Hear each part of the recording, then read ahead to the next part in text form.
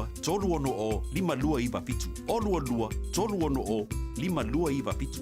24 hours a day, 7 days a week. Radio Samoa streaming live on www.radiosamoa.co.nz.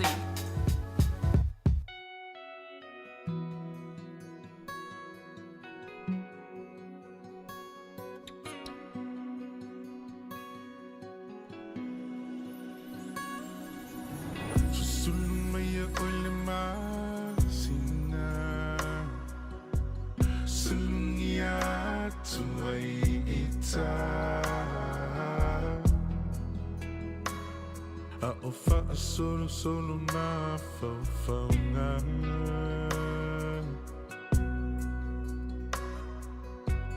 Fe pula fi mai fitu o le langi Angi malu mai le matangi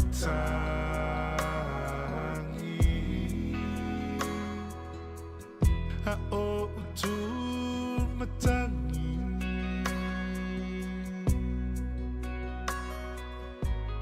La upenina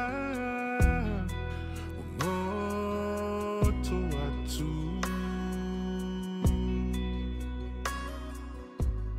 La ulupelele Walele matu For ima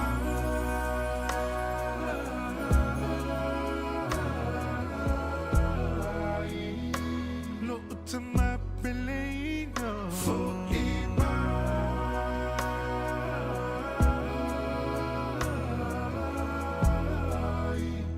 to toy fever aya to fever aya tu isi o tino po feo ai to my telesio el mona mai to feel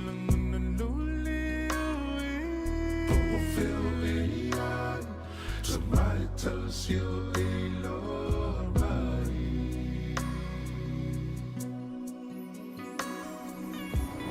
Utimana to along my son Be out man to fiafi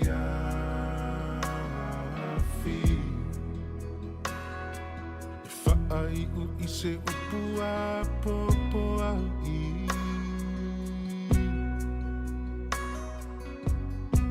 Te fai mai lava e alofa ti so sektasi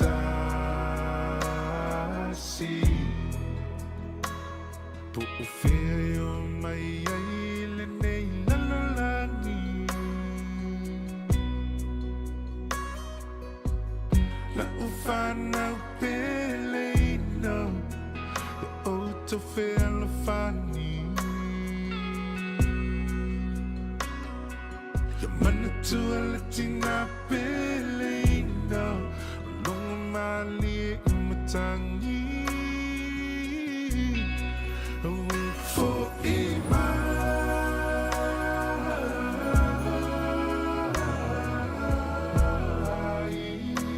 No Utama Belina, for Ima.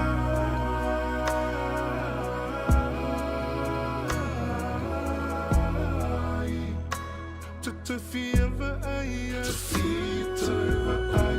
tu isi o tino po feo ai to my telesio el mona mai to feel on the lonely po feo ai to my telesio el mai to love if I got to love Akamanga no mai Te tamana yuna vai vai Motoi ui te moan Ni he tonu te tautoi Toke lau ai tama Toke lau i ki ke te wakau e toi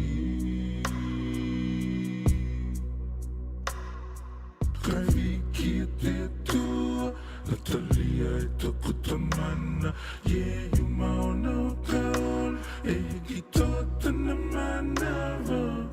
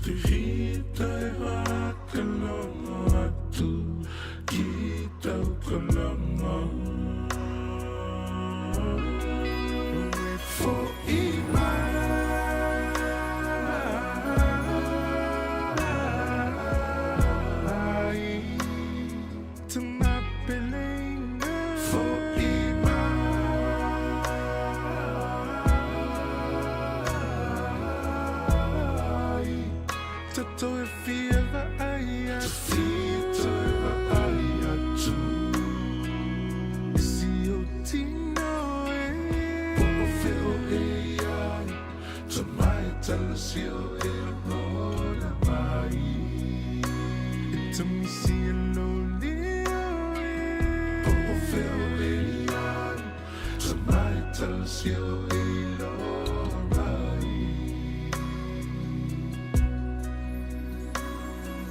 Tu ie te takua kakau, kai langa kita ko te wanau.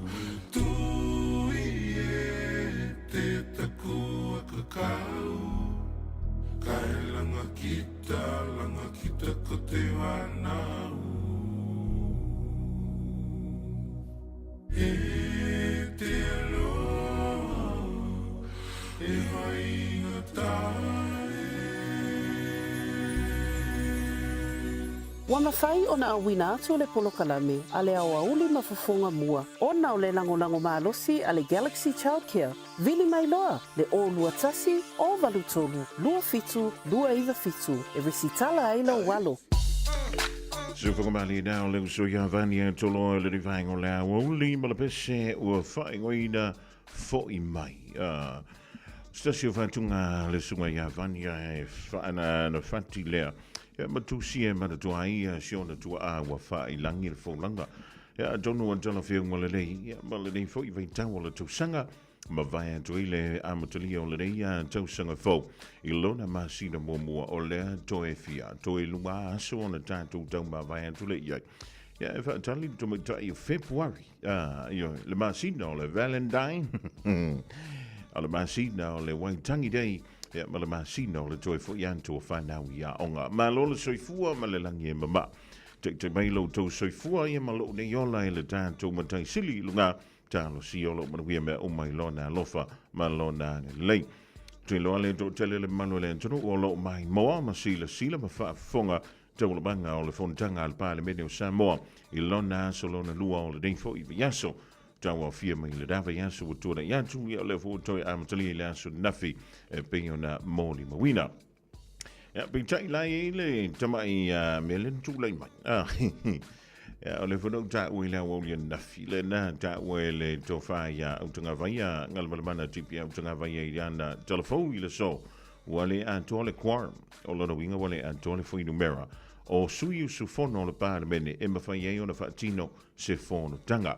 E mo na o wha pa i atu ma wha tala vantu le tāpo inga au ona pa i le tua o lo fa fale le malu so se fanta fai tau lava malo le talo malo foi le ono sai tamama tina ma tua malo siolo du fa pe foi le fana wa onga onisi ya toi foi ya tu ya onga ile so anta au po le so e po le asfri le fo a le totele Michelle Primary School spo a onga tulanga momo le o le antoi foi ya tu ya onga ile nava yes fo pe anta tu olia ile lo fa malanga le o tampa am sili il nga. Ja, van malo tu foi le telinga ya te pe ona yele to ma tanga mai le down na lila se uli me foi stemi e le i mambawatu.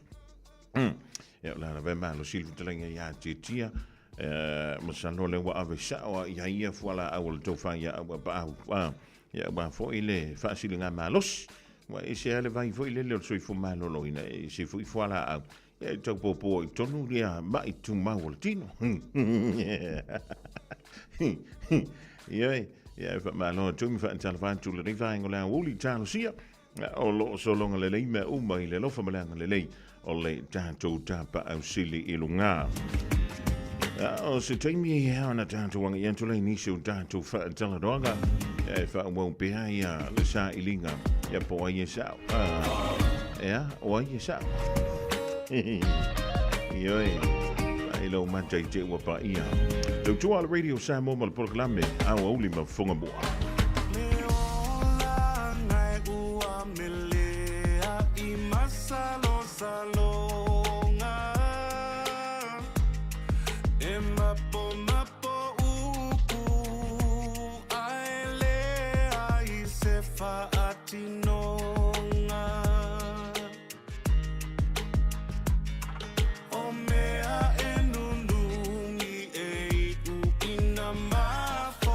For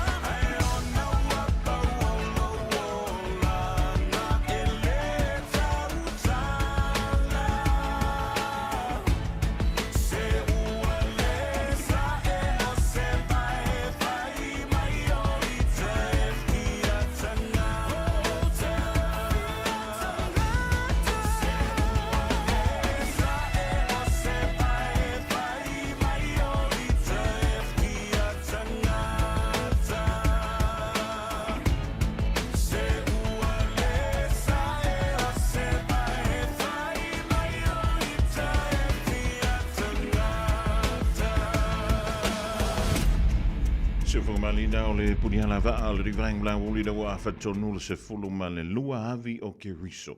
Vai tu ai fo ta tu polga la me fanga. Solo ia fe le tu ma tu mai. Dan fa malo so i fu male la ngiemba wa me la sunga po la fionga. Ke po la vita lenga vo le ni ya uli o le so lulu le so le tu. Io wo fa fiang ku kong la card ma deadline mai fa. Ia fa pe na la e ko anga e fa me anga le vo yo le na be ngo de me de ma sanginga o fa po e ta to me yo o le after pe ia nga o le manga yo le me fa ma ia wala va singa lus furunga pe ko lus furu kongo la account ia fa ilo la ila e man tu ala tai lu va ia so ma to e fu ile ma wo to ia sa lo ma fa la vi saulo ma mea o ngā tamaiti ma tōni ngā o ngā mapiria o ngā. Ia lela wa o ile so. O lela wa tiu maraka ko aftapi. O whera me ia avi i lau wha muamu. Ia o whea o mea ia e avi i ai lau wha muamu. E iei mea o ngā. E ala o na taha waile mea lau aftapi. E le asona i se singa mantatu no ngā tupe fo. Ia na paulona lele. E le i se tulu i tu i ei luna. Afia ole tauna ole oloa limas fultana. Ia ole taua fai foi lan tungina. Ia ele ia me se sia tulu i tu i long. Se i vanga na fo wa fa fianga e fa misia. Le ponganga ka ku e se fi fa misi. Mene yo pe meni. Ai vai. Ole tele o vai aso po o masina te fa misia. E la kia ba le company. Ole na fai le tau wa mrianga. A fai foi le leo se company fia tu yele tulu i lunga. Talo fai. Talo fai. Olona wing. E umangi. Ia waki lea koe lava mana faa le tonu o tato. Pe a fai faa misi bea nao pe meni. Ia po le tongina. O a tato ai talafu. O ko whanonga o fui sa. Moa se utala no ina mai. Ei mea nao o ai talafu. Ia nau mana tuai leo le tūlanga fo i le. I le mea lava leo le whainga meni o no ngā tupe. Ia mi se lava le tupe leo a tinai. Ia wai ka uro le kupe a tinai. Oi, e mwhainga whainga kono ngā tupe laiti. Ia, na pau ale me e momia. Lua tangata e wha maonia. O oi te wha maoni tu tongi la i talafu. Ia, o oi te wha maoni e tu tongi la i talafu. Le mepe to sili eina u wha no le tūranga lea. O le toa tele o tangata e whaia no ngā tupe nei. Nau na umana whaia no ngā tupe. So sola mailo i New Zealand. Ioe, anela vea kwa ilo koe ngoa whaile le whainga le guarantee o lana no ngā tupe. Na sola maile i New Zealand. Sau ola i le benefits. Ala iki ngā inga ka ika whaile le kongongi langa no ngā tupe. E au noa ma se sene apa. E au noa ma se sene se tasi. Nau ta maua mai ai. Ilana no ngā tupe. Ioe, e wha ila un taita. Ia o le tangata le tō lua ia. Ia tangata ia ta ua guarantors. Ia po tangata ia wha maunia. Le sailinga o le no ngā tupe. Le ula lewa sola mai nei New Zealand. Ia o lanta i tā tala. Ioe, talo sia o Emanuia. Ia talo sia fo ioe ola le le. Le anga o le tuperi e le maua whaingo ele whaingo whira wala maua ele se leni. Ele whaingo whira maua le nā mea. Ia o le tupe tono nei anturu e pei o na lausi le whia. Ele aka ko wofo ele tusi ele to ina. O le whai mai. A tamu e te aile afu o lo mua. E leo wha mai le kala. A tamu e te hola le benefits. Vai e le sao leo le kala. A tamu e te ai maleoi, e te ai le afu o lau maulu. Ai anga wha apea mai la, a tamu, o lela a whai atu le matanga aluenga wha apitoa lea, e te ola le leia. Wo whai atu, tanto whiola umaina. E lea fia fua matangi za utana. Eoi, o le reu inga o lenta. E iei ilato, o lo iei anga singa se tumbang o le tino. O ilato nana. E makua se lau pasene, se lau 5% lua se lau. Pasene lau lango lau. Ave ia le selen. E tau si o lan tau sui fua. E le uni tupe te le fo. Au tantou ia malosi. Sole. o ke whai aku lau ka. E le ai sa utala voi le a mea e whai longa la nula u wha amatala. A u te whai atu te mana tua le te mile na mantu i le whalema. I le vai aso lona lua, le vai aso lea ua mai a mai le tausanga fo. A matala maa sino i anu wan. I le ward le na mantu i tonu maldoin, soli. E whai aku lau ka. Nao ini tia. Ia, le au whenga luenga no wahi ia ui. E laki pia mo se pala. Se tō tas. Ta ilo i isi wards. A o le ward mo le na mantu i le vain tau le Crisibas. Ia nana tau whiololo mai e papala. A o le ward le na mantu o wha alua ia. Ia whakula kona. Ia o sili lo rei. O whele me malanga mai e ia. O lai tau mawhaila utala no voile. Se i tau mai pe sau mai ini tia, pe sau mai fiti. E solfa matalang, oa uno malanga mai tūpai. Whak, e ari. Mai oa uno malanga mai tūpai. O ka whiwhi. Alana mawai sau i ngiusi lau tūpai e kele kupe mawai. Kele tua u tele ta mau ai ngau tūpai. Mai ia, mako o mai whai au whamarka mahalo. E makio mai ngei ngiusi la. O ngau ne hiei longa a hinga. Yo, o whak, tāno whai. E ala sau ko foku ia yang New Zealand. Whamau whiadu ai tūpai. Ioi, e le whai ngō whieri le suiwanga tono New Zealand. A whai o lena e ola fia ma e ola sa o loto i Samo. O le ala sau tofu antu leo langa ma le suiwanga tono le tono ulea ua le vanga e manga o ke sau ia.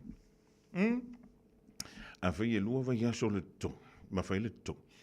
Ia ora umi fo ngai falo me ilis kokong yanga ilis kom. Fa popolo le ye man tanto no nga tupe. Ia man tanto ai o you. Ia ma tupe o fa la vela. Tupe e lafo.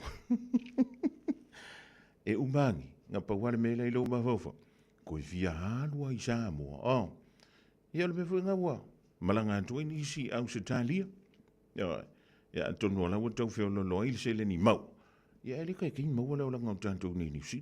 Le wingo lauta. Vela tai uma me uma. Ai mi se le tanto ni au kila. Ia au Australia, ia. E fai o le lei o le tamau ai. Ia o le mamau fo i o le me no fo i istanga tama istanga. Ia e fa talo fa tu le manu le tudu lana ma pa au. I lau fanua lanu lau ava. Ia man tu pa wale o le tudu lanu lau le tafel sa sumba le me. Australia. Ai voi nisi. O le na o i Australia. Ia le vou vai ko foi ile o tara. I mangele, i madurewa. I se me wa kupori. A be ngai ka ko ke le foi mai Australia. O le o loi kala stit. Ia na fai. A fio mai mutala mai au. O mai e ko a makasi ka ko mafka. Ia. A wala varga ka ngol falo singa ai. E ke le me wa umar ki poko. Uma ko i makalo maru au le unga mai Samo. Anga fi ke ngofo ngai le kula i asi ai. E wala va makoko ile ngai oso. Ioi. Bye bye.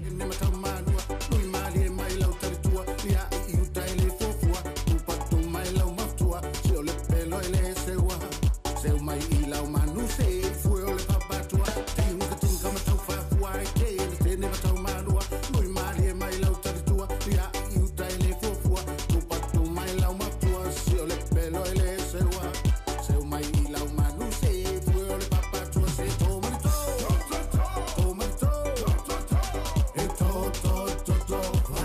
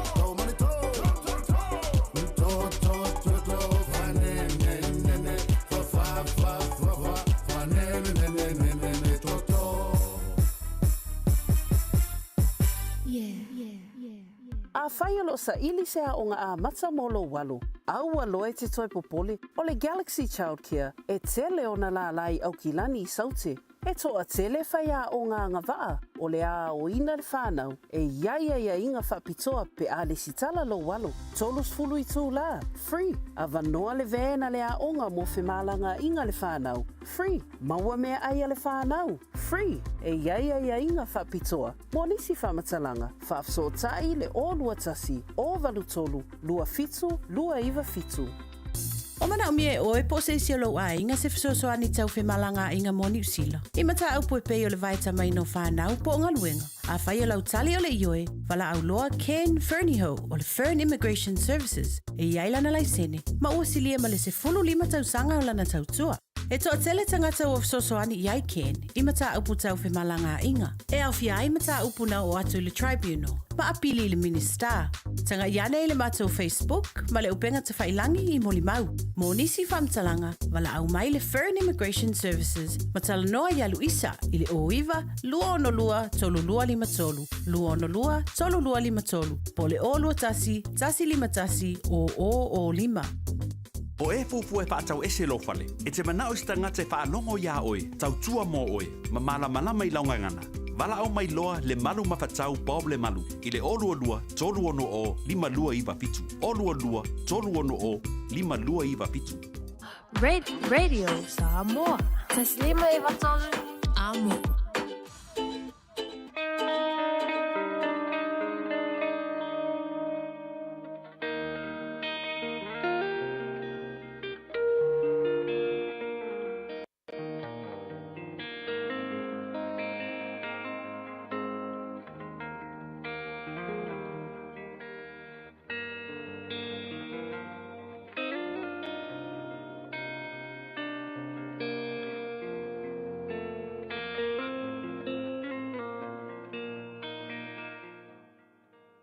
God is good all the time.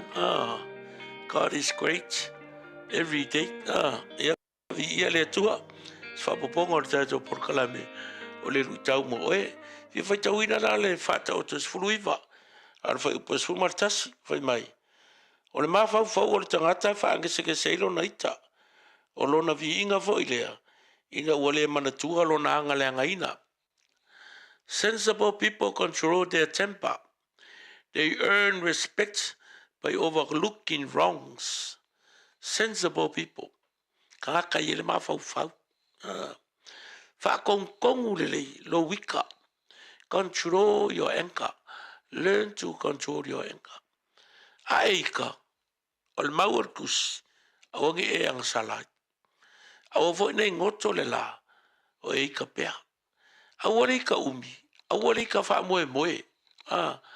Awa le ika vo ngale uma le aso ngai, le siaso.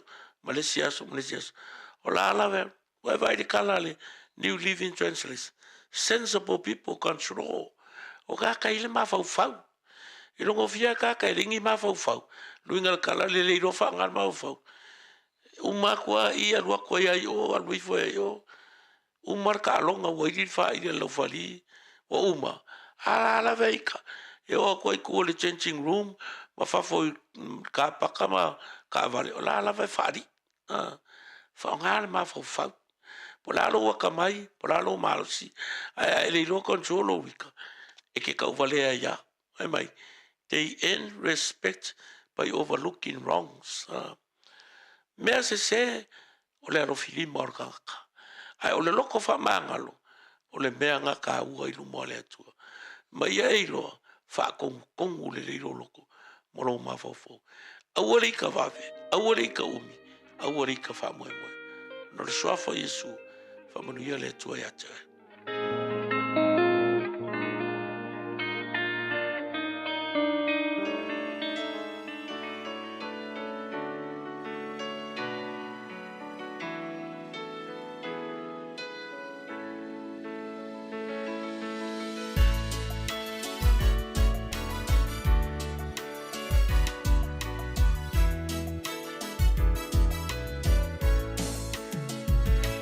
Ele mafaya muna tala tala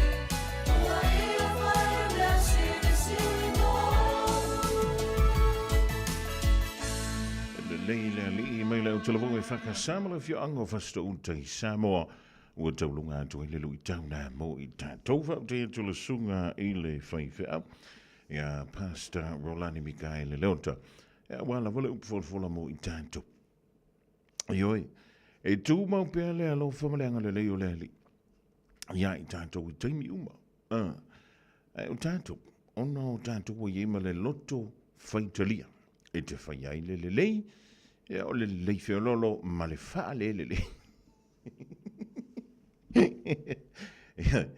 le wā lai ona tātou pēnei hei hei ho talavanti e po seta mua o le mafuta me le rivaingo le awoti ia whamai tātou ole e lengi lava mai le Woolworth ia po le countdown si kamolava le kamaranga ia va tau mai lo masina me neis foile o nai tau whiololo le tau o kukama au ke vai e ku ai anu le apatuna e ia apatuna tongo fi ia o zonga pong e makua pala tunda ngale mo i le bengen sei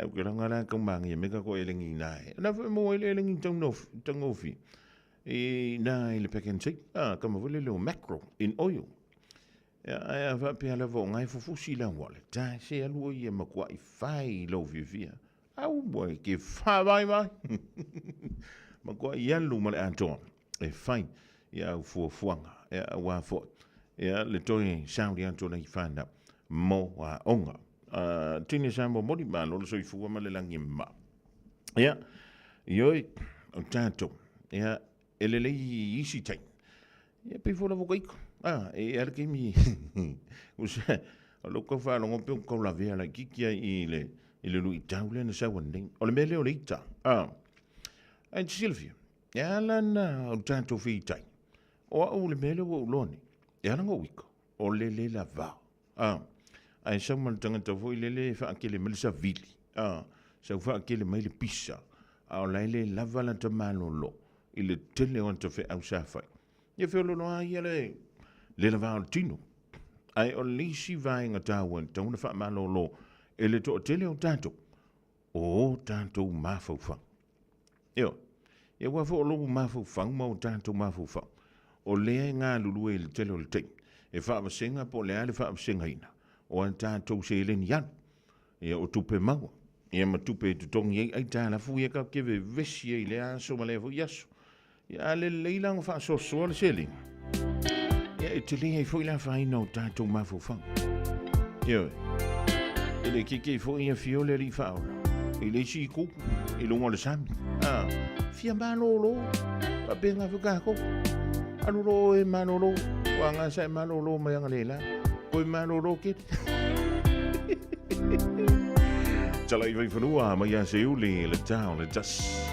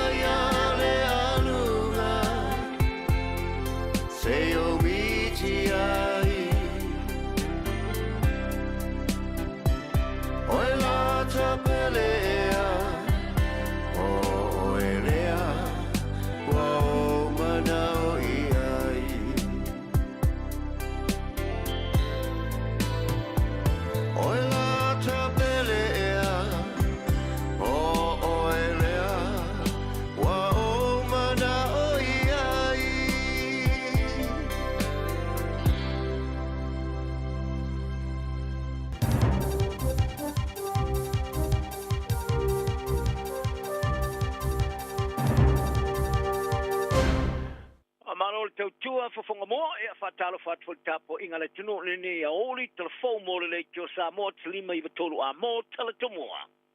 Pui pui e le masani te e John Minto I le leina le genocide hotline. Ino ma ana fai jo ina le malo.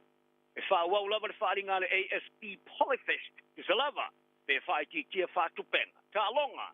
Tilo ma le te toa Joe Choice. Is e se manu malo e le va Daniel Jabbar. ma Joseph Parker. Pa whangbai ar whalau te leino ni talau. O le li wha mao popo te umi wa ia pui pui a leino telefoni mo so ta inga sa ia wha vaina le genocide hotline. Mo te ngata ni sila li po tia tuaif te fita Israel o tafa pao mai ni sila nei. Ta whaari aer kom sino ai ar tau te ngata. E sili a marselau whai tiongo whaato ai atu te sai. Ma se tusta singa ilunga o walau so ta inga lau tele whaalau tele ai le telefoni. E peona tu whaina le whaalapo no tonga te ngata Palestina o te roa. The Palestine Solidarity Network Aotearoa. Ta tapa el kom sina ia le vave tau fia o le laina o le telefoni. Ma ta wai wa whata o toi se tulanga matau tia e le io e mua mua. E pe tai, o lo whauru malo lava ia John Minto le te tei whono le whaala tonga e peona ia whaari ai le Polokalame le Morning Report le Johnny Taylor. E au ina malo na taula ia whai tio ina ngai o inga Israel o whai e Gaza. Nei lo le whai tio ino tangata New Zealand.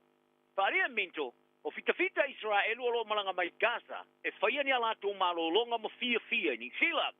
Ina o tuli le Polokalame pe wha pe whiona i loa se tangata o se fita Israel. A sa faria Minto, a whaia talano iai, ona e loa lea o le mea e o mai ai. Sa faria ministar vai fafo va vasta mana ia Winston Peters, o lea telefoni, o ni sa ilinga e o ai ini fatu vesti. Ma ia whalia o Minto wa i loa tangata o lima se whukutau sanga o taula mo i te. Ma o tangata uma Israel u teina ma le tama e tau tua lava i le fita. Pe o mai Gaza pe le ai o le mea le nae na te leilo ina. Whalia Peters e na te leilo tonu pe ai sa. E tātou te tō whawai lea tangata maona manatu whawalunga. O se whaaringa o ngona fōu o tā uai o le vanga telo tangata New Zealand ua mana nao. E ofo i whainga malo New Zealand le umi o le vai teimi. Ala tō no fōinga. Ao tiro le whainga malo so whaatase tue taula i le talanoina o le mata upi ni vai asoro manai mai. O le whaaringa o ngona ale Horizon Research. Tā Vasilia i tunganta pe o le ale lato palota pe a whailea. E whaia se palota mo whaaringa o ngona lau telepole referendum. E whaia le timine. Mo le toe whaao popo taimi ono whainga le parlemene mai tolu whaatu sanga. Tā mawai le whaaspu paseno i lato sa Vasilingia. O le apalo te toe whao popo le taimi ono whainga. E tolu pasene ele langolongoina. O le istos pasene ele o mautonu. E awhi ma le lua sulu lima tangata le mātua sifuru valu te sanga marunga atu sa Vasilingia. I le vao asa sifuru wano ma le rufu tasa te sema o le te sanga bawae. O se tase o lato poloketi ma ta upe tō sina i ei tangata. Wa fuafua le whainga malo so whaatasi, e whaiese palo tō whaaringa la ngona, i le toi whao popoina leo vai teimi ono fo inga wha pāle mene, se isi whainga palo tō alau tele. O tangata maututongi whale lua le malo e pori rua i Wellington e wa kiki e seina nei, ina wa lea tutongi e tupero tongi o whale a o toi te wina le matanga runga o whale le malo le ka ainga ora, ia inga ma whaiai whai unga malo o siatu mo i la tō e solia ma lienga mo whale maututongi. Sa manuia le tārsanga are ka inga ora i le whaamasnonga mo maututongi po le tenancy tribunal.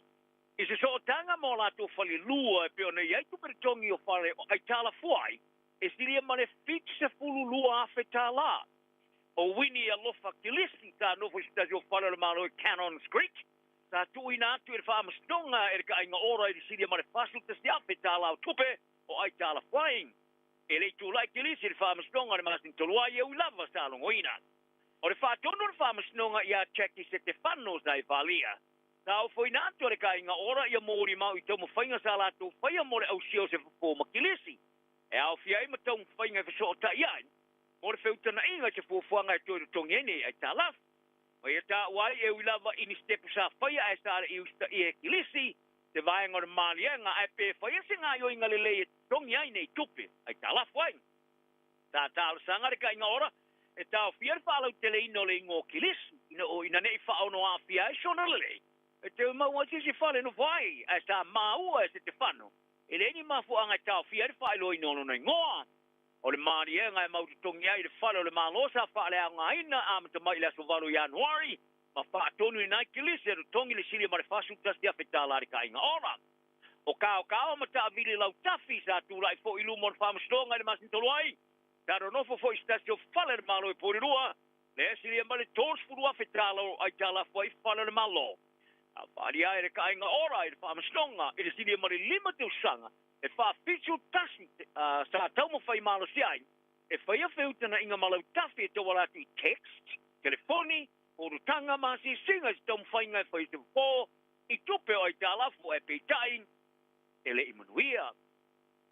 Wa whaaria i la tō wha maambo poina i le whaaringa o whaafia fianga whaaporensia o ngā maululunga e au kilani a le pole fest. O le vame mau tutu nai e tangata Pasifika, o le ama whai ona whaawau pēr le whaaringa. O le pole fest o le whaaringa o anganu ua o ngā maululunga pito sili atu leo na te le i lo lagi. Le e whai e tau sanga rei tasi au kilani sauke. O le tau sanga rei, e ato i le limas pulu tau sanga o le whaaringa. E pia na samia i anganu o le polensia ma whaalau o le sila pia ma le malamalama i anganu. On ole o le whaaringa se tūlanga tele no nau. Tā mafu e na whaia na malaya le Manukau Sports Bowl. Ina ia mawhia no fiai, tangata whaapia pia, ia ma, tangata mata. Petai, o whaaringa le rumanai te wawe toi whaiti kia turuai. Le whaawawa le whetoi le tau sa ili o le whaatupenga e whaatumoe ai. Whaariai e le whaatuotuanga le Polyfest Trust. E silia ma le tolu miliona tālani si le momi e whaatamoe ai i se tūlanga le lei. Liel te matai whaatonu o ASP Polyfest as the Yuli Terry Leo Mo. E uilava o selu i tau lea, ai o le whaaringa le Polyfest i le rumanai, o le a whaawau pēr e uilava i le whaititia o whaatupenga. O le toi whaafo i lunga o le te pula o le sao ta vale i ai o le amataina le pōna nei, e amatamai le ala ta vale le State Highway lua i Wairarapa, o whaamai ai nei le asamo mua i ulai. O le mani e ngā whai ngā malo so whaatasa le National Mole Act. Nā tau tino ele toi whaasoro muli e le toi teu ngā more tu i lalo le sao ta vale i lalo le whai ngā malo le leipa talui nei.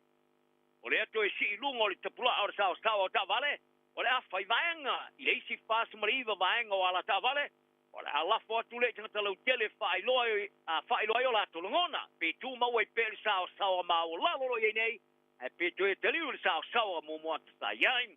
O le whaiti o le sao o ta avalo le a wha mautu ina foi, i whafkoa ne maonga, i teime piki, ma te lopo i whanau. Ta alonga o tilo nei ma le whateltari e Joe Choice o Peritania, se mana malo, i le whitowinga le vau Daniel te poa ma lupe soriai lauri Joseph Panga, i le panga ma mafa. E le mama tu nei sa i se tūlanga e whainga tāna ta uai ngoa lo rai lau panga ma mafa e whai plenga e unolea. Ma le toi tala no ino le ngō Joe Choice. O le whai le mō, fusu whātalitali sa tilo iai. O se ala fusu e lere e peitai. O le power na toi ma le malo le au vae. Masa ni ai ona sauma ia i ana fusu anga. E ulawa i lana whai ina i Ashley Shang ma Derek Chisora. O whao popa i ana whai ina. Ai o lea tamperitani sa pini siliva le unin peka o tilo i le whātum tumungor panga mamafa. O le aso lus fululo le masina fau o le aftau i tu poa ma paka i le fusi le IBF. Le olo umia tu poa i Saudi Arabia. Ma o tilo ne i ai Choice i seise man malong. O Choice e sumaleona na fusu anga pa professor toru whaia ina e sulima mana mano tuyoting. E whoringa mai ale o iai le lisi o fusu anga mori tau whao ino champagne e peitai. O Choice ai a whātou i loina uma paka ma tu poa. I le whaia ina e tasi a paka o iai le tuyoti e mafua mai le ilimo Choice.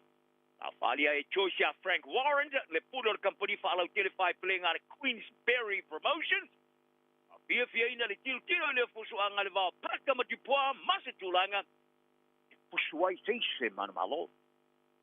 O le a whātalitali ma tilo ma le atutu vale i le kalapulika le West Tigers. Pe o le a mawhaero whiriwhiria le latu tama autul sa saini e talua nei Sharon Luai. Mo le whaasalonga mua le tamarasanga o NRL a Australia. O talo sia le whaia onga Benji Marshals ma le Tigers. E le onga se a whianga le latu tum fou. Ina wau ina atu mo le whaia se whaata i le stolua le vasonei. Ina wau whialo na vai toleninga e pia na liputia le rominga ale The Daily Telegraph. E ulava i le iai le wha moe o le ato toro na malo se whiriwhiria le whaasalonga mo le tamarasanga. Ai o le misia o luai mai toleninga o lumana i le talonga mua o se tā telelea i le kalapung. O le taika sato e sa whai fo i le taele o le tamarasanga le NRL o te usanga le ruapa ma le pofa. Ma le wha moe le whaia o ngā Marshall o luai o le afsoso ni e suia le tūlanga le te usanga rei. Ai o le wha manu o li o le sui o le to Samoa o se isi le ta wha pole tele le whaia o ngā ma le kalapung. Ele o iai se fefe o Joseph au kusa swali i le vave o na avea mafolinga Poringa o le ava ilirina mari toa le tamar stanga le kapio super le kapi Pasifika. Tilo le tama feosu to fa ile kapi e fa liu le mata inolan alusta ye le Wallabies.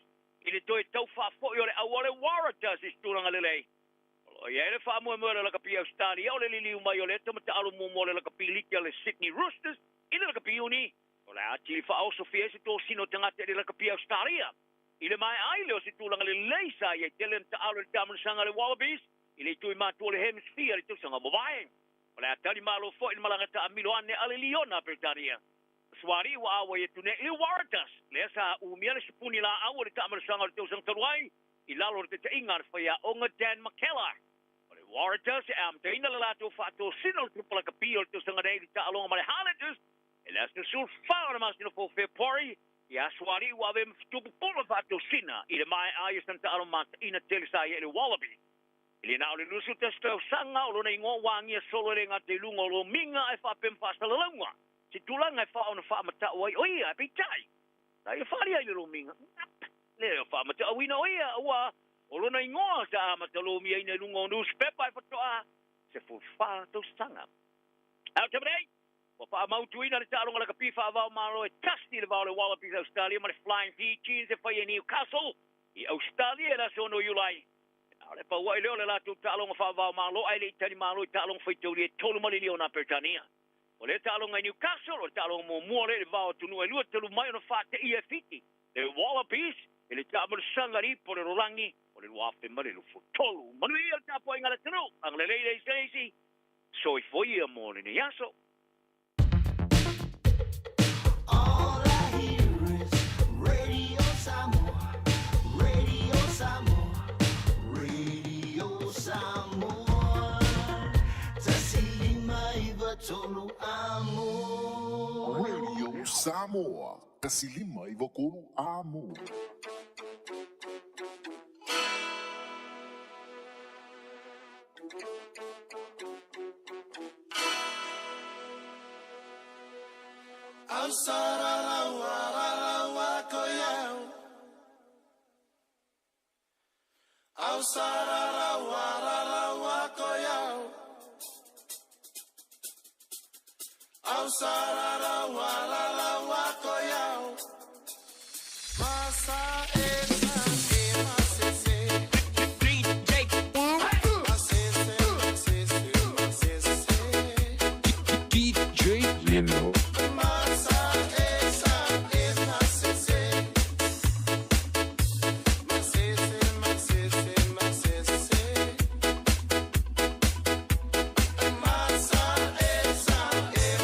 Say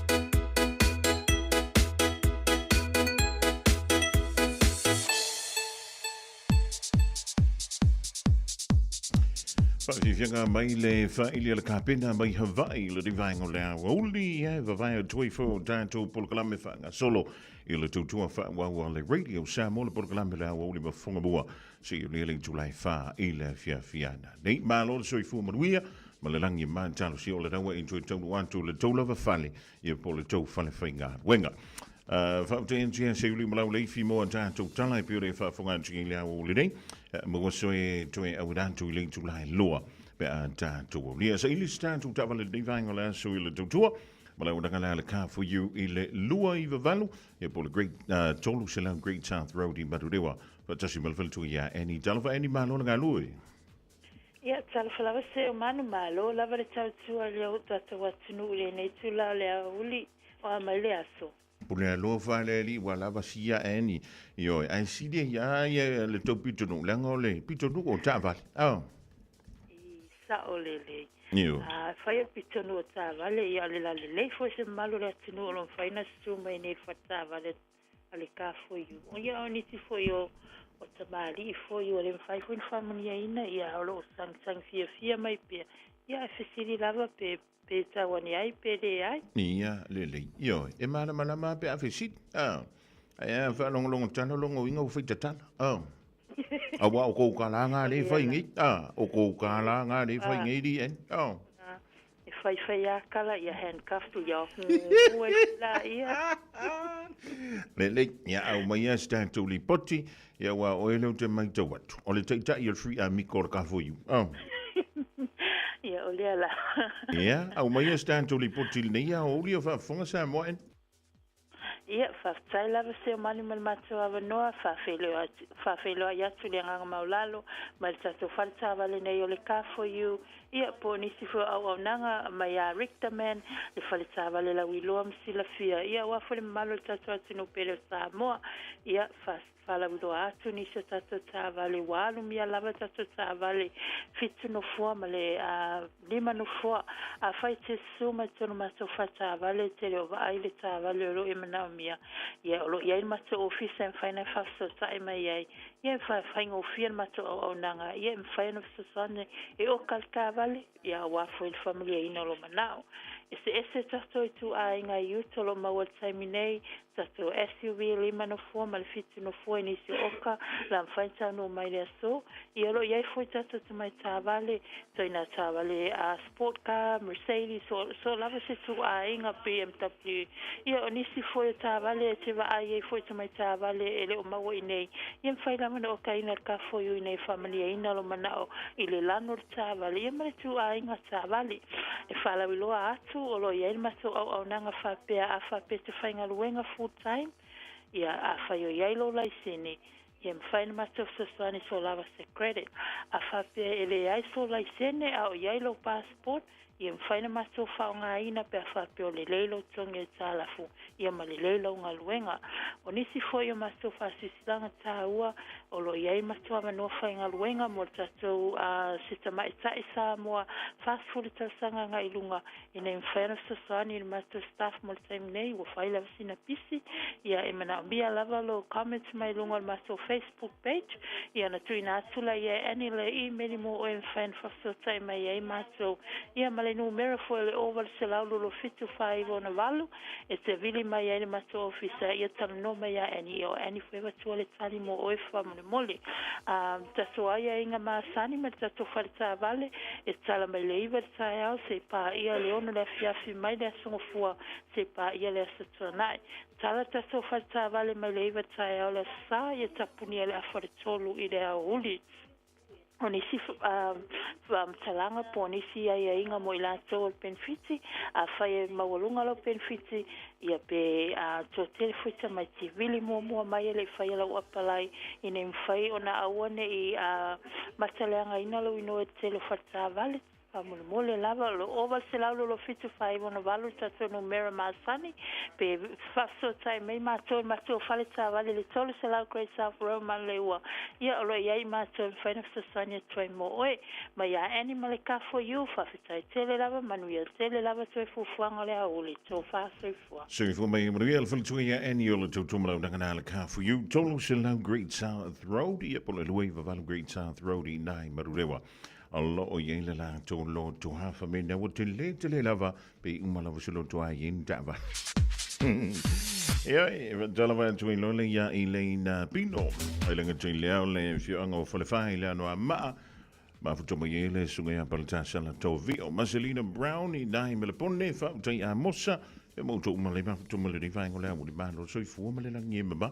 A fo le tasi polo kalami o le arito le ola. Radio Samoa, tasi mai batolu. Radio Samoa. Tasilima i tu. Amo.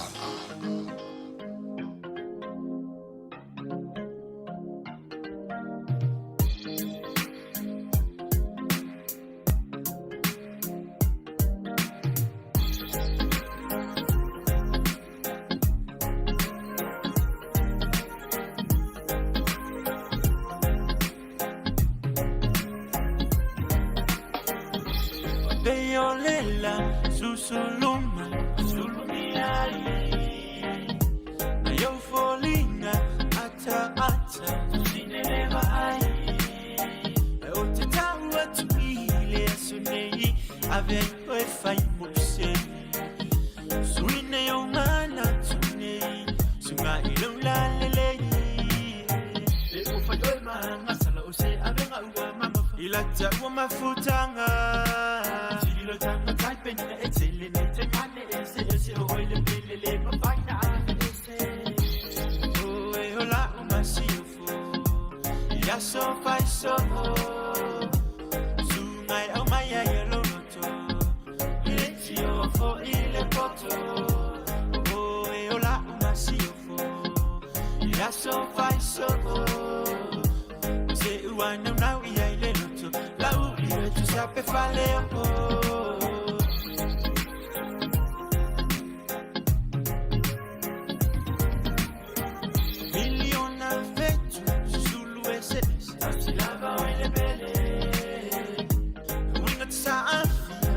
Setu faina jana materia Bela ngona pefa tukuma Ia soma wana ulo uono sabi Mafa atali tali se upungali maya Oyo la umani Lo ma amora Oyo wa umai Oyo wa umai yo ulangona Leito foto fongo mane mofa au songa Luloto yo mana o ontotoe Te faya mo Eto be faina ta e fai mo fiena o yo la umasiofo ya so fai so sungai au mai ai lo noto ile tio fo ile poto o e la umasiofo ya so fai so se uana na wi ai le noto la u ile tu sape fale o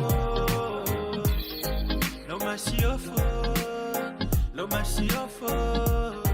Lo masio follow fale na ua e matino Le fifa ya ma uso Le ne ya lo fasa awina mailunga Oyo la wangel le te fa alua Baby es vaya tu wana ola Val masio fa bel belero sio ne yanga Ole masina ole fetua susulu manaya Ole guitarra malio oe o te fa tu saina Ole se vai malu o sa wai tu fantasita ua ia yesu bebe se fifia o angelu awable lo fa uamu Personality alone light up the room Just one kiss alone that make me go boom Oe ola umasiofo Ya so fai so Sungai au mai ai lo noto Ile tio fo ile poto Oe ola umasiofo Ya so fai so Se uana nau ia ile noto La uri tu sape fale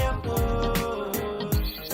Lo masiofo Lo masiofo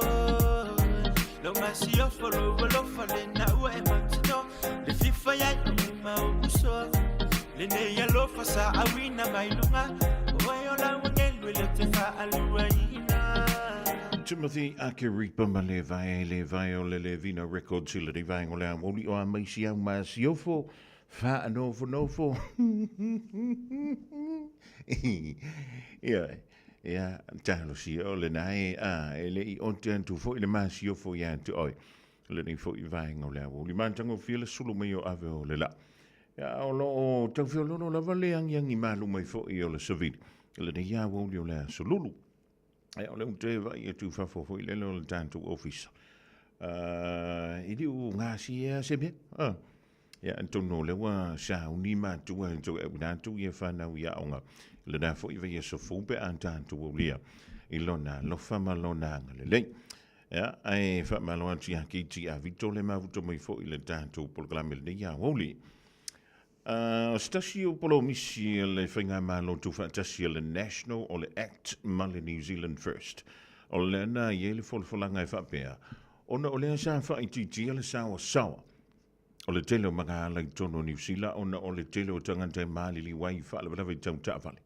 Le na whaititi ai. Ai maise lava. Ia tai o le city.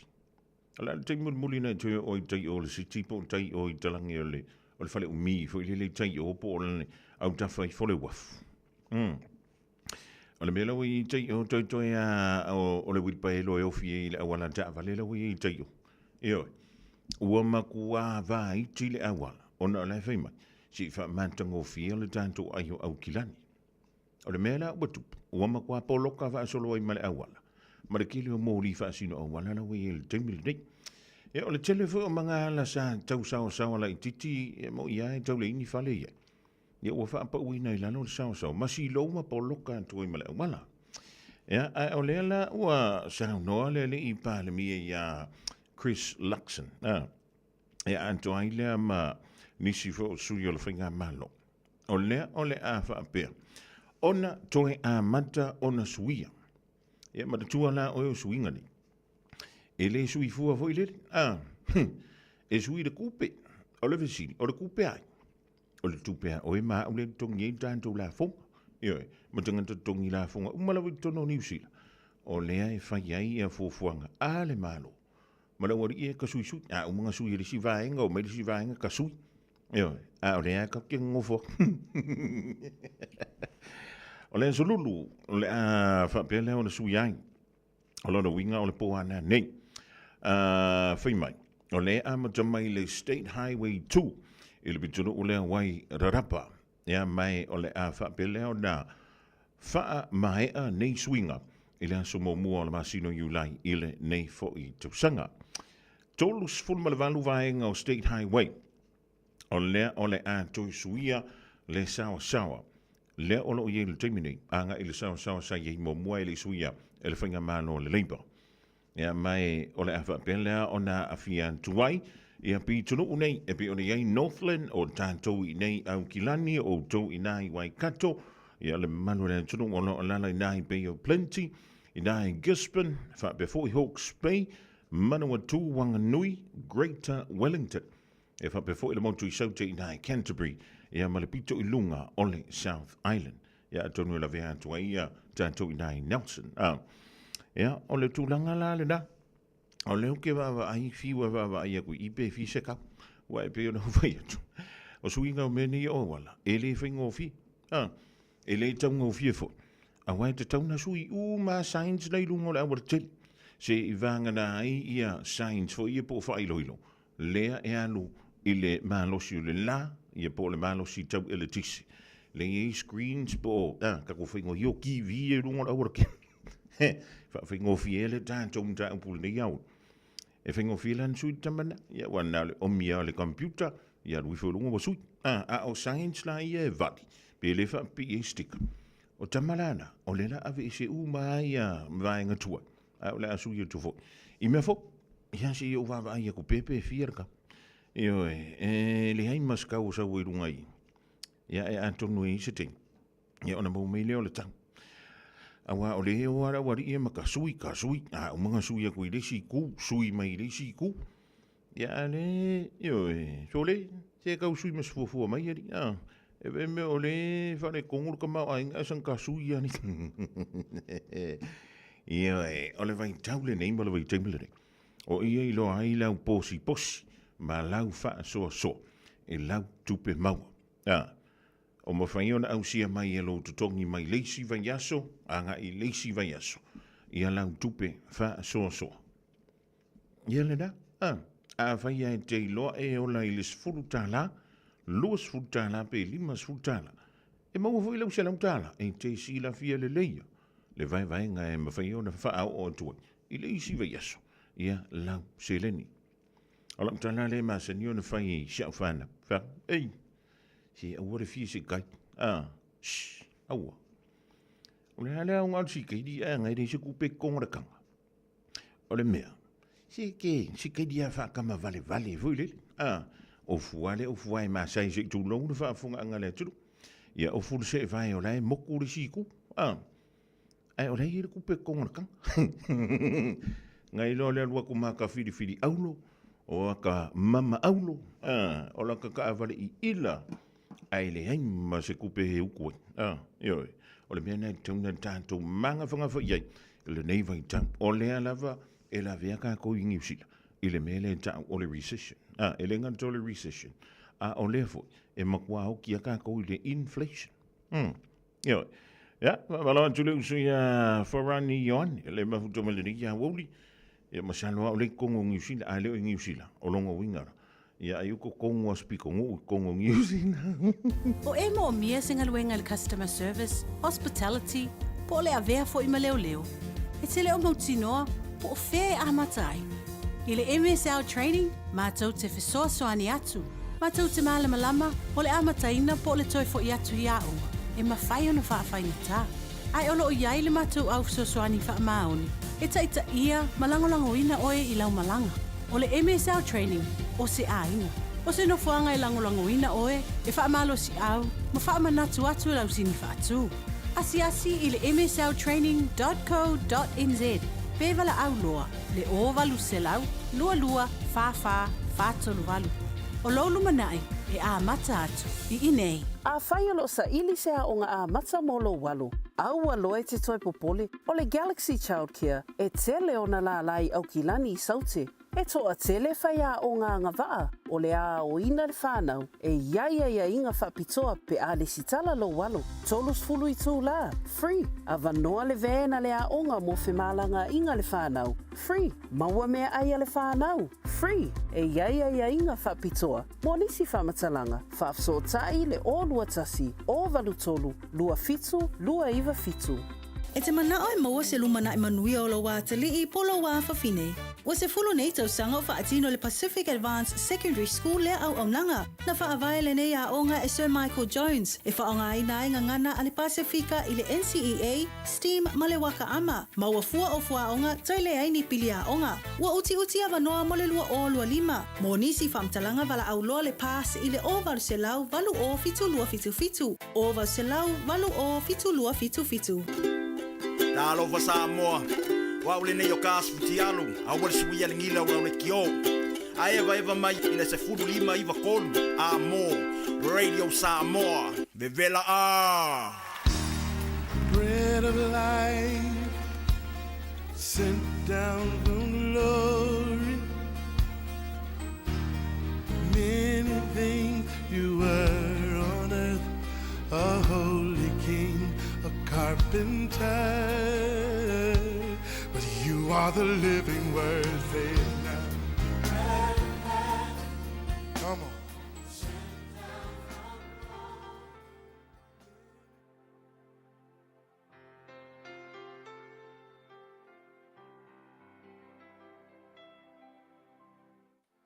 Pa ile tatou por kalame o le arito le ola ile nei fo yaso te fia fa filoa ile tatou tunu ia ile swafa manu malo tatou ali fa ola o Yesu ile amatango le nei fo yaso o le momol tupas fuiva al fa upoiva fa pea wa o mai le afionga a Iova ia Elia ua fa pea mai Elia e se ala ume fa ina ale upula mo o le asol na fa pea a sasa ile tua lo watu vale.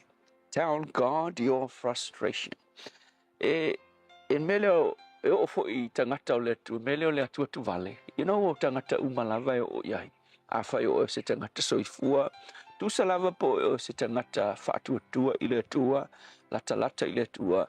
e whaale nā tūra la vai lisi taimi, ona o mai le melea o le atua tu vale, ma le mautonu. Ina ua sola ia Elia wa e aina le tala le mta upa sifuluiva, o le perfecta I longa le tau e tātou tu spaia, o le perfecta le afi, kama sao kama ia. Ai ui le nafa au unga whapitoa, perfecta le afi, o se au na va ai va venga o le tua. Ai na tupu lo le whaalawe lawe lo na olanga, makua kua kuvalea. Wa e ai ina ua whaafefe vine leo Isabella, Isabella ia le. Au na le tua o Elia. Pe mai sola lo Elia. Sola Elia. O ka se mamao le mena sola e. Vai tala pe mai fast fulu ao, fast fulu po. O sola Elia. Ile mamao le nuunga sola iai. Ia sola Elia rulo ele ste mi moi le ana. Ai te ia la moi le ana. Ai la tu lo le tua ua fesili iai. Quale tua fa iai. Soli Elia. O le ala u mea e whaia I ngei. O le fesili la, ai se ana fesili ai le tua ia Elia. O le mea ele o iloa le tua le mea le kupia Elia malonga fefe malonga kuak vale. Ele ai, o le tali.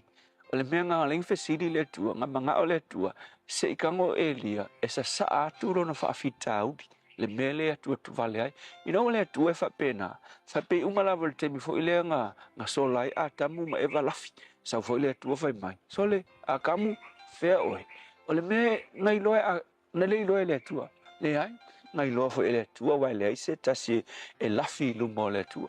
A le mafua anga na len fesiri le tua. Mana o se I sa saa mai le loto le tangata. Saa mai le mele ia a kamu. Whapena uma fo ilea le mea na whai le tua ia Elia. Pe mai Elia, ne alau mele whai I. Ia, ke rola le amangonga, o le fesiri le tua, whaasanga mai lo Elia, sa saa mai lo le mele frustrated ai. Ia, frustrated o whioki pe le wheka le tua, wa sa wā ke le ia le tupo Israelu le o apo molongo rua le Isabella, ia, wa le ainga kangaka mi tonu, wa le aingi se whaasanga sanga I le tua, le la e makua, wa sa saa, ngala o le tāua, po le songa, o le fesiri le tua, ngā mga o, ina ia sa saa aku, ia le mautonu ma le atua tu vale o Elia ia te ia. So, o le upu foi lama le sona mo oe, ia no le whaasae le tua, o ngā sa saa lau atua tu vale ia te ia, lau fefe, lau le mautonu, mea ngai ke popole ma atua tu vale iai.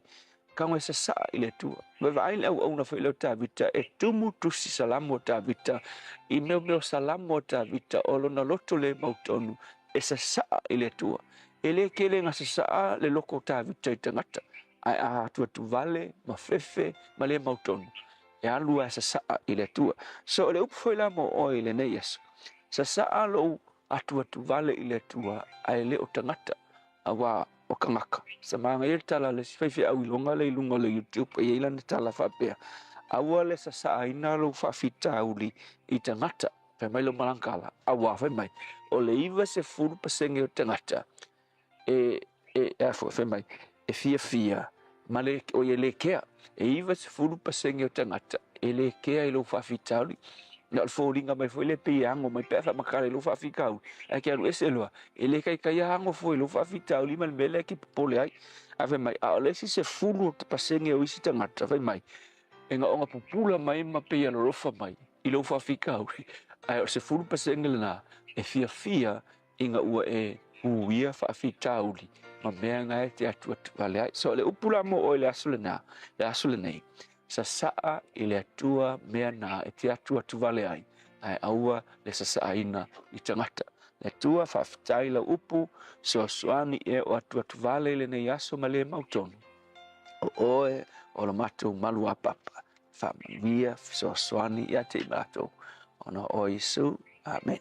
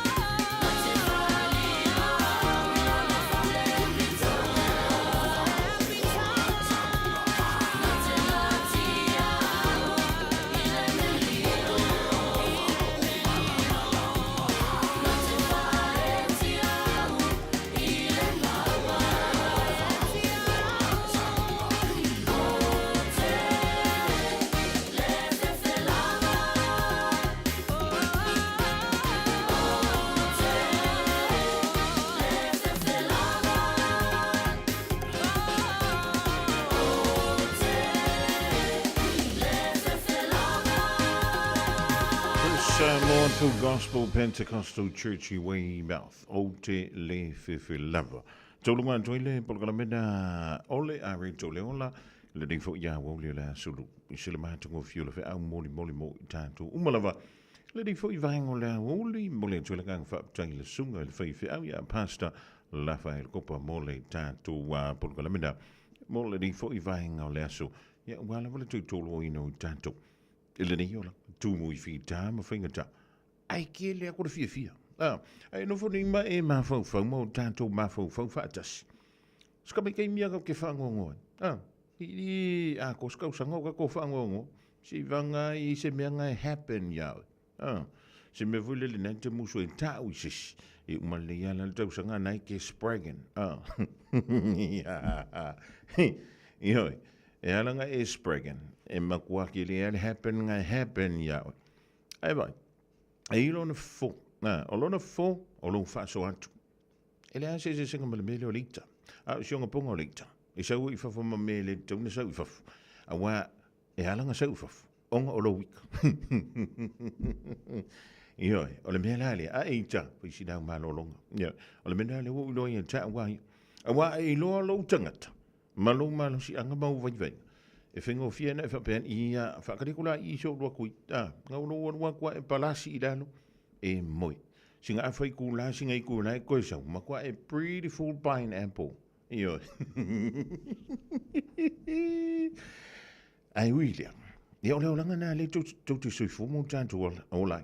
Ma salo o le iwa se fuluma le 5%. O le tau sanga antoa. Tātou te fia. Ia pe iwa se fulu. Ia pe valu 5. Pe valu se fulu. Ianga o ngai pasengi anga. E iei teimi tātou te whanau noi.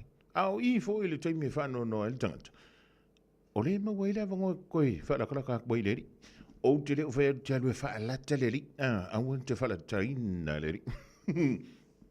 Wala wale ri leo yukang kango whaalaka leri. Iyo au tātou whaalata lata I leri. Ta arakana le siau ka Yoi, te le fili, ai fa mau por fai fili. Ia si ka ko fa au kalai. I se fo de mali bang wala ko. Ja, ma lo tu ai si to ina ya Amelia fa mona. Ia fa pe fo ia Peter Stowers, wa pe ka wa umos ko in. Ja, le so I fu. Junior Molly, ma lo fenga wenga le Field Rubber Limited. Ole ma fu to mai le divang ola wo. Ja, fa ma lo tu ya officer o tele Gray ma Peter. Ia ma ka ko le menga ko o ma ave me fenga wenga fali so Franco oile si fa kariera Franco Silia ai ma pe fo ia sale tu timu fuwa matu o malia pa ia lala e ma inga le ma tu me dai Brisbane Australia e malulu Jason Lauren ia ma inga le fa tasi me dai me pone Australia malele ulu nga ono o le fa tasi mai Washington e bang ia malulu oko pe ala fo men ko malulu mo vanga le Australia va mo ia la o mai o le makio I fo ma ko i ngi au kila sfulo minuto ntale o le tula e lua a whaialo sa ili sea o ngā matsa molo walu aua loe te toi popoli o le Galaxy Childcare e tele o na la lai au kilani I saute e toa tele whaia o ngā ngawaa o le a o ina le whanau e ia inga whapitoa pe a le sitala lo walu tolus fulu I tū la free a vanoa le vena le a onga mo whemalanga inga le whanau free maua mea aia le whanau free e ia inga whapitoa mo nisi whamatalanga whaafsotai le o lua tasi o valu tolu lua fitu lua iwa fitu O le Casa Beds and Appliances, o le tali o manaonga, I o loe whaatotonga ilo mauta,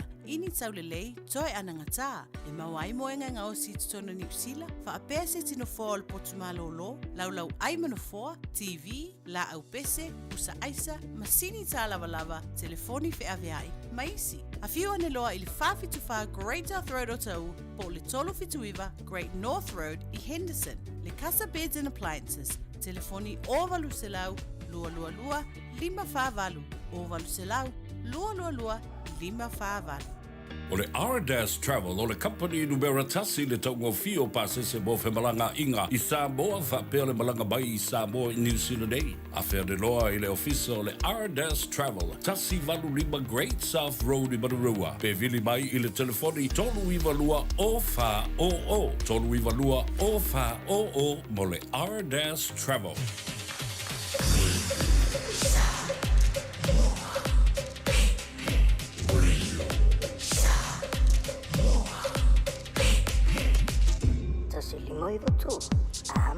O leua i nisi leo wha silsilanga ma wha linga fōi wa tonu mai lo official radio Samoa le ia salulu e wala pere longo pui li o lo taupa ia ma lo o tau malu.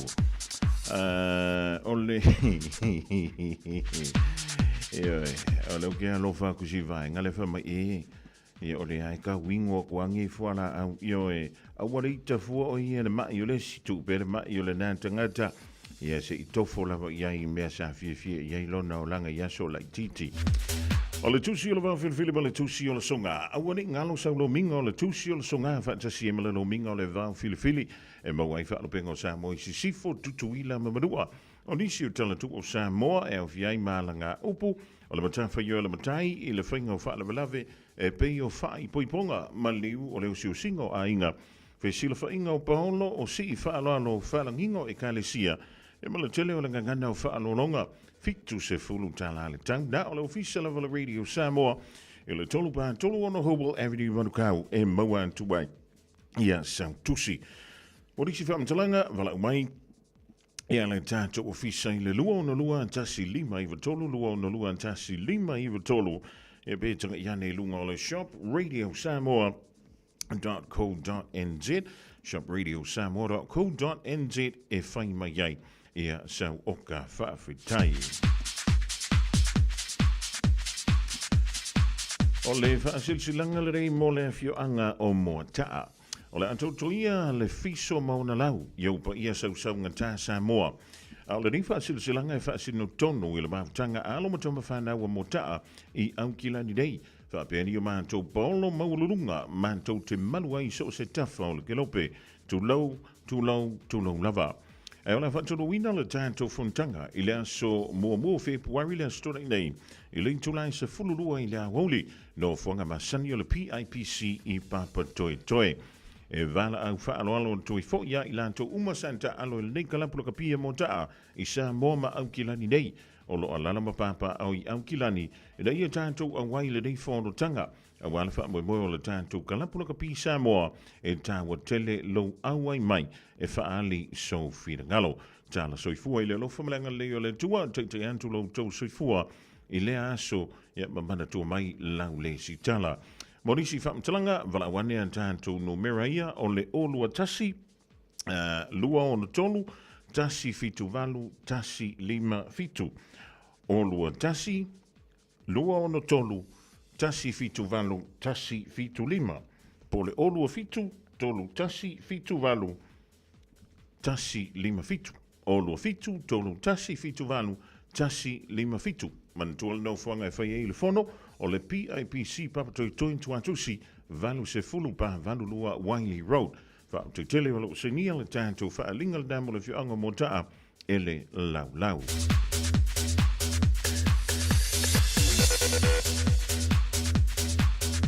Fa silsilanga mo le ainga sa lua whau i New Zealand. Ma tau te whaatulo wantu i lau whaafonga Samoa tulau na lava. E whaasin tonu le rin whaasilsilanga i alo masuli o le ainga sa lua whau i le pitonu o tā fito i maangiangi e mise polo mangafa e malu ailo mantu ainga o lo a fioma papa au i au ki lani New Zealand. O le awhia le tātou filo inga i le astona i neia sumo mua Februari i le tulai lima i le fiafi i le maunta o le teite fono le fionga ia pa i tea fai fua la faile i le se fulu whape Salo Place i o Tara. Whaamole mana tō mai lau la fonga e whaia i le loto mali e whaamole anga le leila tua avantulo o tau soi fuma so mantu wala i le aso ua a tō whaina. Morisi whaamtalanga whaapso tai le telefoni o le o lua tasi o valu o ono tasi fitu valu. O lua tasi o valu o ono tasi fitu valu. Whaamtangelo se nia le fionga e le telefoni male laulau.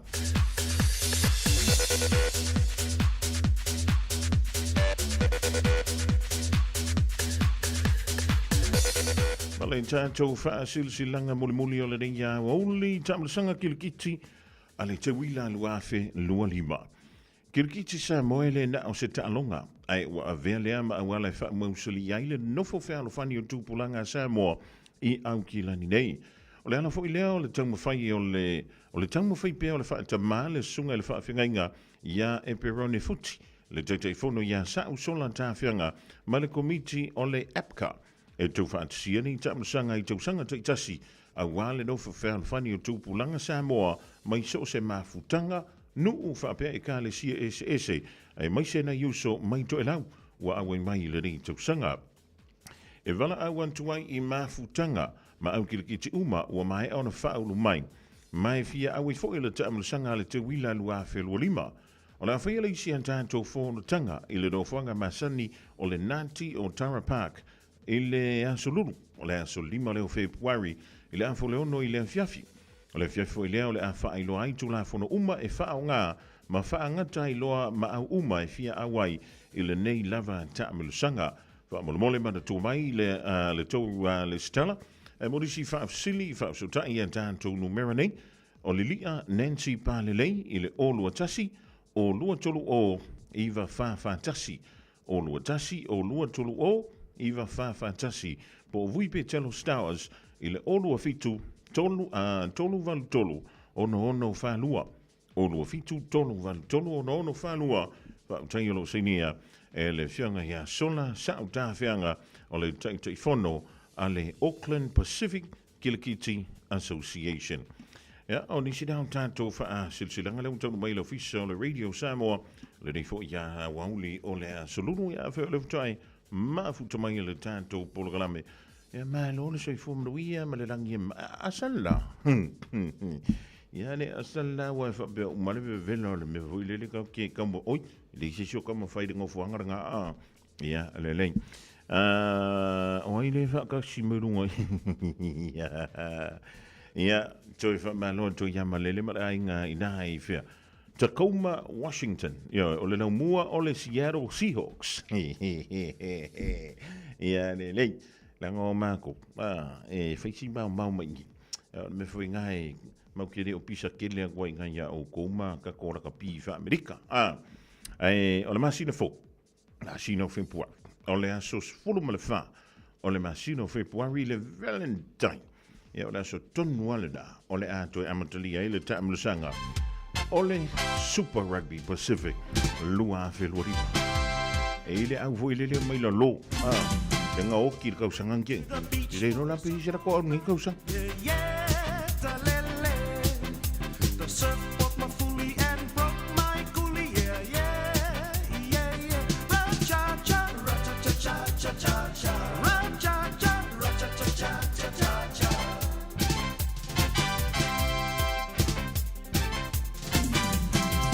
Tinga, tinga, tinga, tinga, tinga, la la la, tinga la la la, tinga la la la, tinga, tinga, tinga, tinga, tinga la la la, tinga la la la, wa la la.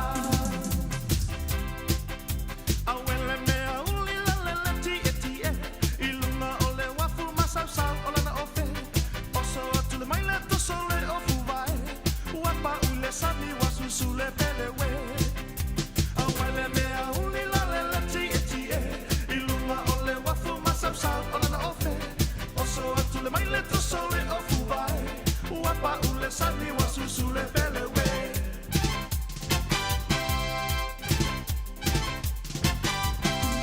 tinga tinga tinga tinga tinga la la la tinga la la la tinga la la la tinga tinga tinga tinga tinga la la la tinga la la la wa la la.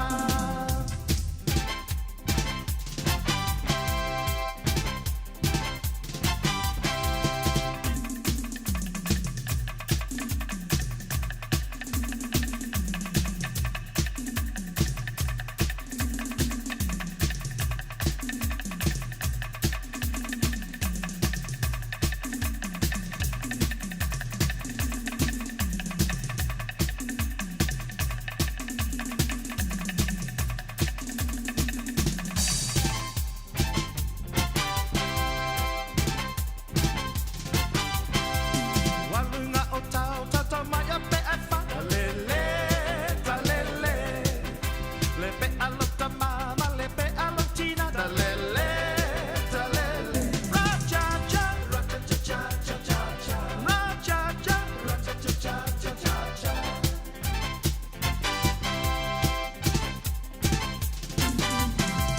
tinga tinga tinga tinga tinga la la la tinga la la la tinga la la la tinga tinga tinga tinga tinga la la la tinga la la la wa la la tinga tinga tinga tinga tinga la la la tinga la la la tinga la la la tinga tinga tinga tinga tinga la la la tinga la la la wa la la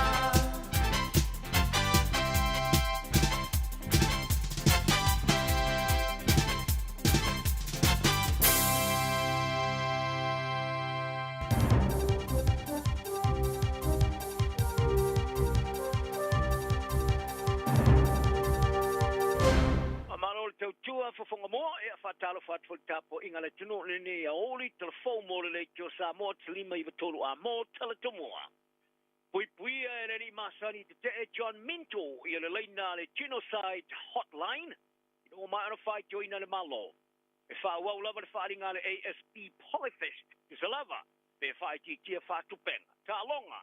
Tilo ma le te toa Joe Choice. Is e se manu malo e le va Daniel Jabbar. Ma Joseph Parker. Ma fa mai ad follow Tilino ni tala.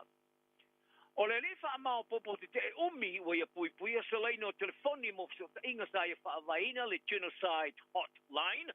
Mo tangata ni sila li po tia twaif te fita Israel o tafa pa mai ni sila nei. Sa fa dia air kom sino ayar to tangata. E sili marselau fa tiongo fa to ayat te sai. Ma se tusta singa ilunga o wala so ta inga lau tele fa lau tele ai le telefoni. E pe ona tu faina le fa ala po tonga tangata Palestina o te roa. The Palestine Solidarity Network out here. Na tapa el kom sina ia le vave tau fio le laina le telefoni. Ma ta wai wa fata o to se tulanga matau tia ele yo ye mo mo. A pe tai. O lo fa uru malo lava ye John Minto. Le te te fono le fa la tonga e pe ona ye fa ia ile por clame le morning report le Johnny Chila. E au ina malo na tau la ye fa jo ina nga yo inga Israel o fa ye Gaza. Na ilo le fa jo ino tanga te New Zealand. Faria Minto, o fita Israel o lo malanga mai Gaza, e faia ni ala tu malolonga mo fia ni sila. Ina o tuli le por kalame pe fa pe feona ye lo se tangata o se fita Israel. Ai sta faria Minto a faia talano yai ona e lo leo le me o mai. Ta faria minister vai fafo va vasta mana ya Winston Peters. O le telefoni oni sa ilinga o ai ini fatu vesti. Ma ia whalia o Minto wa i loa tangata o lima se whaktausanga o taula mo i te. Ma o tangata uma Israel u teina ma le tama e tau tua lava le fita. Pe o mai Gaza pe le ai o le mea le nae na te leilo ina. Whalia Peters e na te leilo tonu pe ai sa. E tātou te tōwha wai lea tangata maona manatu whawalunga. O se wharinga o ngona fōu o tā uai o le vanga telo tangata New Zealand wa mana nao. E ofo i whainga malo ni sila le umi o le vai teimi. Ala tau no whainga. Ao tiro le whainga malo so whata se tue taula i le talano ino le mata upi ni vai asoro manai mai. O le wharinga o ngona ale Horizon Research. Ta vasilia i tunganta pe o le ale lato palota pe a whailea. E whaia se palota mo wharinga o ngona lau telepole referendum. E whaia le timinei. Mo le toe wha au popo taimi ono whainga le pāle mene mai tolu whatu sanga. Ta mawai le fast food paseno i la tau sa vasilingia, o le apalo te toe wha au popo le taimi ono whainga. A tolu food pasene ele e langoloina, o le tolu food pasene ele o mautonu. E awhi ma le lua sulu lima tangata le maa tue food vali te sanga manunga atu sa vasilingia, i le vau asas food wano ma le lufu tasio te se mo le tau sanga bawae, o se tasio lato poloketi ma ta upe tō sina i ai tangata. Wa fu le fainga malo so fatasi e foi ese palo to faringa ngona i le toe fa o popoina le vai te no fo inga fa pale mene se isi fainga palo to la tele o tangata mo tongi fale lua le malo e pori lua i Wellington e wa kiki e se na nei ina wale to tongi tu pero tongi fale a to e te wina le matanga ngo fale le malo le ka inga ora ya inga mo fa ia fa unga malo o sia mo ila to solia ma lienga mo fale mo tongi. Sa manuia le tau sanga ale ka inga ora i le whaamasnonga mo maututongi poli tenancy tribunal. I se so tanga mo la tu fali lua pe ona ia tu per tongi o fale o ai tala fuai. E siria mane fixe fulu lua a fetala. O wini a lofa kilisi ta no fo stasi o fale le malo Cannons Creek. Ta tu ina tu e fama stonga e ka inga ora i siria mane fasul te sia fetala o tupe o ai tala fuai. E le tu lai kilisi e fama stonga le masin tolua e u lava sa longoina. O le fa tono le fama stonga ia cheki se te fanno sai valia. Tau foi nato le kai nga ora ia mori mau I tomo whainga sa lato whaia more au sio se fufo makilisi. E au fiai ma tau whainga fiso o ta iai. More whiutana inga se fufuanga e tōru tongene ai ta laf. O ia ta wai e uilava ini stepu sa whaia e sa I usta I e kilisi. Te vaenga o malianga ai pe whaia se ngā yo inga lele e tongi ai nei tupe. Ai ta laf wai. Ta tau sanga le kai nga ora. E tau fiar whalau tele ino le ingo kilisi. Ina nei whao no a fiai shona lele. E te mau a sisi whale no vai, a sa maua e se te whano. E le ni mafu anga tau fia re whaelo I nono nei ngoa. O le maari e ngai mau tongi ai le whale o le malosa whale a ngā ina a mta mai le asovaru Januari. Ma wha tonu I nai kilisi e tongi le sili ma le whasu tasti a whetala re ka inga ora. O kao ma ta vili lau tafi sa tu lai fo ilu mon whamastonga le masin tolu ai. Taro nofo fo istasi o whale le malo e pori rua. Le sili ma le tors furu a whetala o ai tala fo I whale le malo. A wharia e ka inga ora e whamastonga e sili ma le lima te usanga. E wha fitu tasi sa taumo whai malo siai. E whaia whiutana inga malau tafi e tawa ratu I text, telefoni, o rutanga masi singa si taumo whainga e whai te who, I tupe o ai tālafo e peitain, e le imanuia. Wa wharia I lato wha mambo poina e le whaari ngā wha whiawhianga wha porensia o ngā maulunga e au kilani a le pole fest. O le vame mau tutu nai e tanga te Pasifika, o le ama whai ona wha awau pēr le wharinga. O le pole fest, o le wharinga o anganu ua o ngā maulunga pito sili atu leo na te le I lorangi. Le e whai e tau sanga rei tasi au kilani sauke. O le tau sanga rei, e ato e le limas pulu tau sanga o le wharinga. E pio na samia i anganu o le porensia ma wha alau o le sila pia ma le malamalama I anganu. O le o le wharinga se tūlanga teleno nau. Tā mafu e na whai e malaya le Manukau Sports Bowl. Ina ia mo whai no fiai, tangata whaapia, ia ma tangata mata, petai. O whaaringa le rumanai te wawe toi whai ki kia turuai. Le wha wawa le whetoi le tau sa ili o ni whaatupenga e whaatumoe ai. Whaariai e le whaatuotuanga le Polyfest Trust. E silia ma le tolu miliona tālani si le momi e whaatamoe ai iste tūlanga le lei. Whaaria le tamatai whaatonu le ASP Polyfest as the Yuli Terry Leo Mo. E uilava o selu I tau lea. O le whaaringa le Polyfest I le rumanai, o le a whaawau pēr e uilava I le whaititia o whaatupenga. O le toi whaafo I lunga o le te pula o le sao ta vale I ai, o le amataina le pōna nei, e amatamai le a ta vale le State Highway lua I Wairarapa, o whaamai ai nei le asamo mua I ulai. O le maani e ngā le whainga malo so whaatasa le National Mole Act, a tau tino ele toi whaasoro muli, ele toi teu ngā more tu I lalo le sao ta vale I lalo le whainga malo le leipa talui nei. O le ato e si I lunga o le tapula o le sao ta vale, o le a whai vaenga, I eisi whaasa mariva vaenga o ala ta vale, o le a lafo atu le tangata lau tele whailoi o la tolongona, pe tu mau e pe le sao mau lalo lo nei, e pe tu e taliu le sao mo moa ta yain. O le whai ti o le sao ta vale o le a wha mautu ina foi, I whafkoa ne maonga, I teime piki, ma te lopo I whanau. Ta alonga, o tilo nei ma le whateltari e tau choice o Peritania, se manamalo, I le whitowinga le mau Daniel Depois, ma lauli, lupe soriai, lauli Joseph Parker, I le panga mamafa.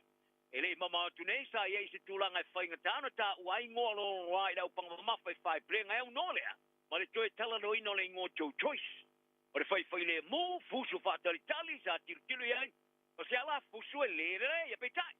O le power na toi ma le malo le au vai, masa nia I ona sauma ia I ana fusu anga.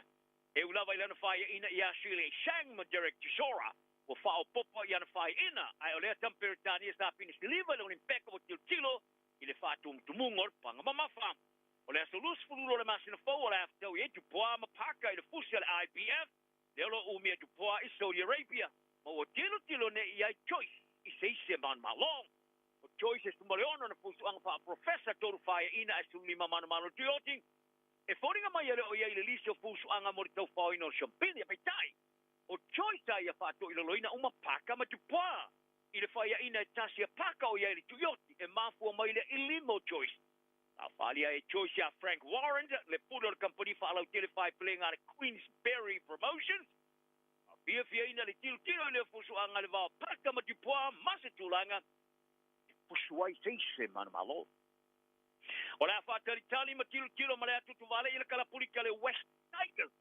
Me o le ama whaero whirwhiria le latu tama autur sa saini e talua nei Sharon Luai. Mo le whasalonga mua le tamarasanga o NRL a Australia. O talo sia le whaia onga Benji Marshals ma le Tigers. E le onga se awhianga o le latu tumfou. Ina wau ina atu mo le whaia se whaata i le stolua le vasonei. Ina wau whialo na vai toleninga e pio na liputia le rominga ale The Daily Telegraph. E ulava i le iai le wha moe o le ato toro na malo se whirwhiria le whaasalonga mua le tamarasanga. Ai o le misia o luai mai toleninga o lumana i le talonga mua se tā tele lea i le kalapu. O le taika sato e sa whai fo i le taele o le tamarasanga le NRL o te usanga le ruapa ma le pofa. Ma le wha moe le whaia o ngā Marshall o luai o le afsoso ni e suia le tūlanga le te usanga rei. Ai o le wha manu o li o le sui o le to Samoa se isi le ta wha tele le whaia o ngā ma le kalapu. Ele o iai se fefe o Joseph au kusa swali i le vave o na avea ma fōringa. Fōringa o le ava i lina ma le kutoa le tamarasanga le kapi o sopa le kapi Pasifika. Tilo le tama feosa sa wha i le kapi e wha li liu le mata ino lanta alasa i le Wallabies. I le toi tau wha fo i o le awale Waratahs i stūranga le lei. O iai le wha mua le kapi Australia o le liu mai o le tamata alo mua le kapi likia le Sydney Roosters. I le kapi uni. O le ati wha o Sofia se tō sino tangata e le kapi Australia. I le mai ai leo se tūlanga le leisa i e tele ta alo le tamarasanga le Wallabies. I le tui mātua le hemisphere i tūsanga mawai. O le atari malo fo i le malangata a Miloane ale Liona Britania.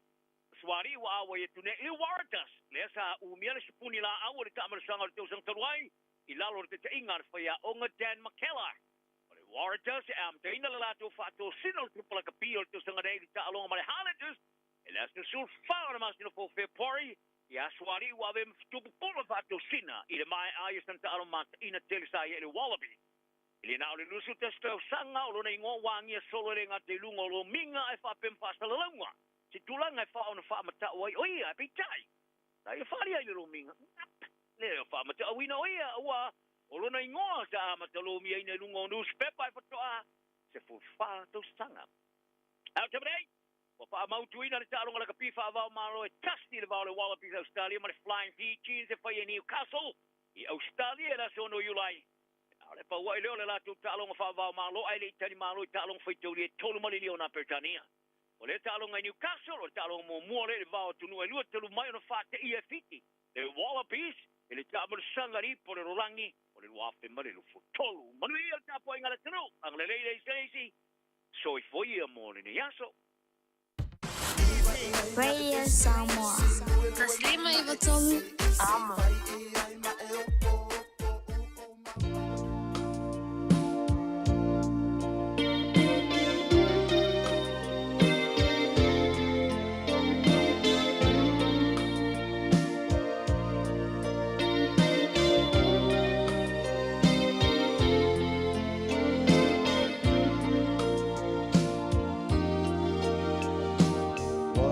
Bye.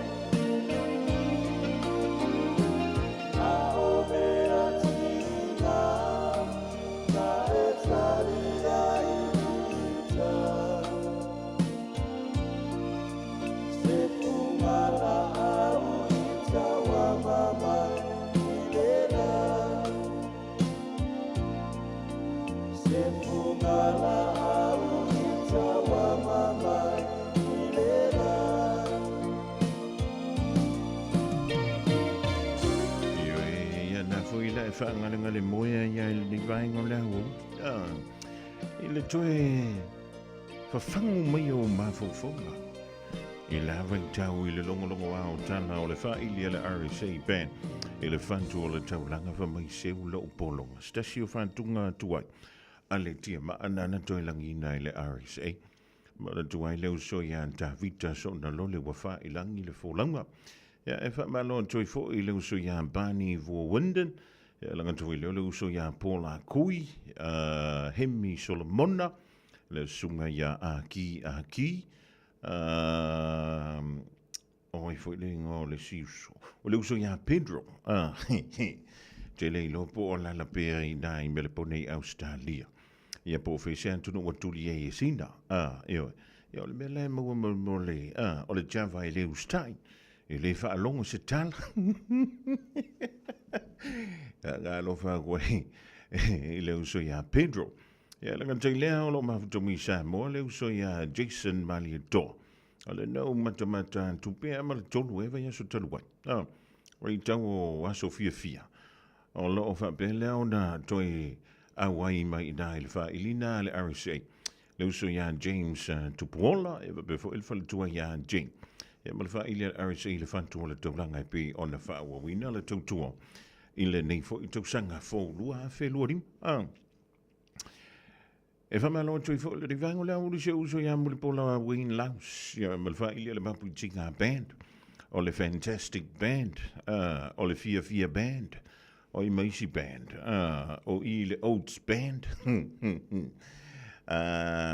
Tau le ale a band. Tau sala nightclub band. Ia ma tātou whaile umalawa. E le ngā tono New Zealand. E whapea fo i tātou. I nai au se Dalia. E o tātou i America Samoa. Samoa. Te le loi le antuto e lau pe ngi ala ko band. Ioi. Pe whai ale band ar kākala ko.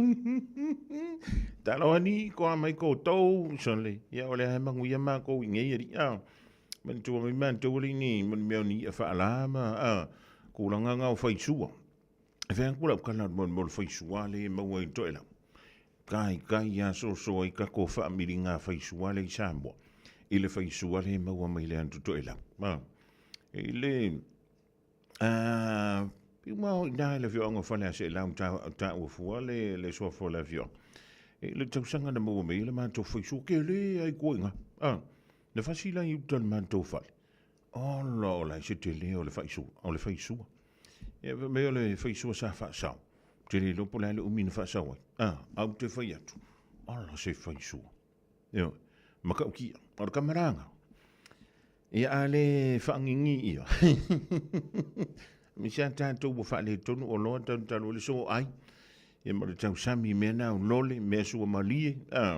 E fiwe e lamu.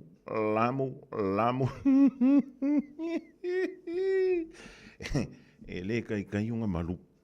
E ana whanau matamanta atu le nātou sanga e wantau atuana iatu. O le fo i e whaafai le i nā. E a le tātou matai e fo i lelo le limu. Lante mulmuli ne tau sami e pe tau mawhai le limu. Le limu wa au fo i le tātou i Samoa.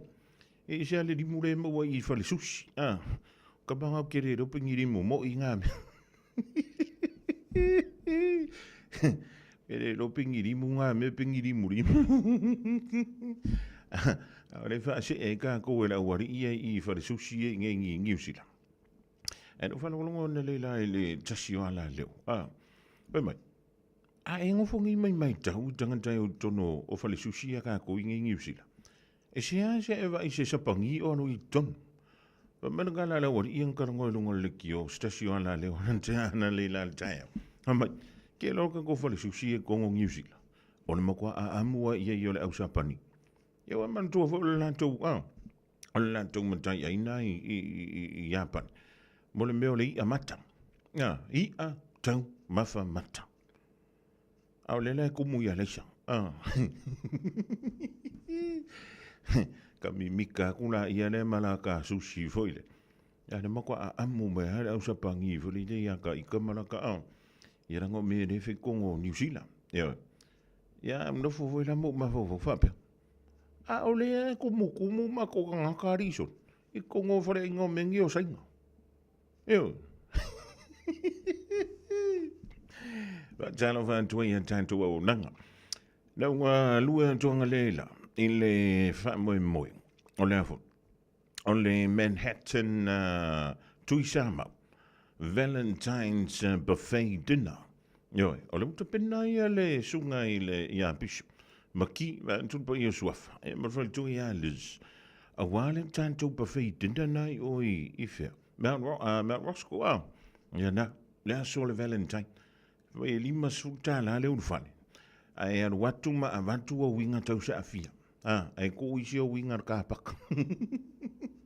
Lima sulta la.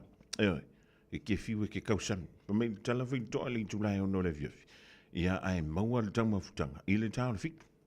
E mau e whai li kai ngā pongi sa. Ia na umalo lai. Tā mai le wha ili ala tui sa mau ben. A e tui musu antu le loma tu. Hey baby, you remember. Sa o lea ka vui le leo. O le Lion King. Remember who you are. Yeah, wala au mai le skami. Who are you? Mai le leo. I'm your father. Yeah, tele no boy mai moi le tana ti fanga na mu fasa. Ai a fai wa leva en to tele i to ti fanga pe to te mata mata i malfana. O te foto ina alo mata le tana. E ke fiwa ke aka. Iyo, e ke aka e kangila kiki e ko e aka ma e ko aka. O le bena le wo tupu yo tanto walanga le waita. O sia tanto fi atai. Le mo ku le ko fi aka yi. I se me okupu. E malesi mea na ufa alongo i. Fai mai. Kalua ngongo fai kongo ngiusila. O kere i ova kwa i lunga le awala lau papa. Eo. Mana tuwale mea na leina o mai i tangata. Fo i e fo lau le vasa. Mamaua mai tanto i nei le Pasifika. O ne sai ele tala tonunga i asola. Fai mai. O le lalo lau. E maa fola. E ke o ono ala i le kausi unga lalang. E pa uro i lalo. Cheva ai mafou ngā le awari. Ai rei mese si wo i o re kuri mango lalang. E an saulo le marka malo e ngoia. Oi fure ngorka malo. Ngā. Christopher Columbus. Pea Christopher Columbus. So wanu la pe mo i kala le awari. Ia vai. O le masalo sano i meleli. Ia le ngan wakwa ila. Vai ia kunga Columbus. Ere nga kalala. Ai ka waku isi mo tu fo. Tau o tua isi an tunu fo. Ia ma wha pe ailo. O ere aila. Ere ma fola laulang. Ai la poko laulang. Ia wanga re inga kaka. Ere iroa mai o Amerika o le i kako i ngi ngiusina. Ere iroa mai a kako i Samoa. O le i se ngiusina. Pe ana wha apea. E ngatai ina. Mo le meo le olo songsonga. O le ola fina. O le alu e lui. Ia le tana le whai mai. E ma fola laulang.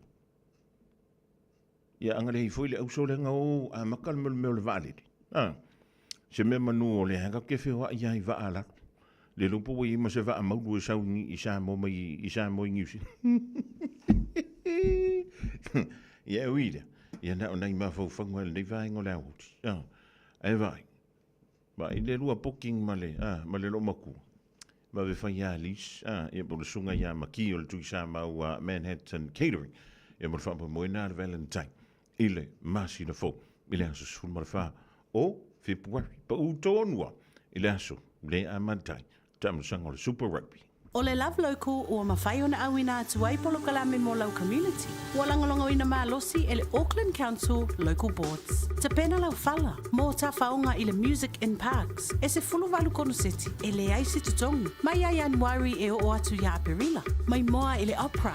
I le Botanic Gardens. Ricky Morris ma le Automatic 80s. I Pakuranga. Ma Midge Marsden i Blockhouse Bay. Mō nisi whamtalanga. Tanga i ana i le ourauckland.nz ma o omi le things to do. Dala whanawha tia roa, ua te talaina neile ua unanga e veni, mō whaatangwa i au ki lani New Zealand. Numeratasi John Coulter Drive, i le Auckland Airport Shopping Centre. Tau whatapatonu lava le warehouse ma le countdown. Lau whale ufu lau iloa le e veni, Auckland Airport Shopping Centre.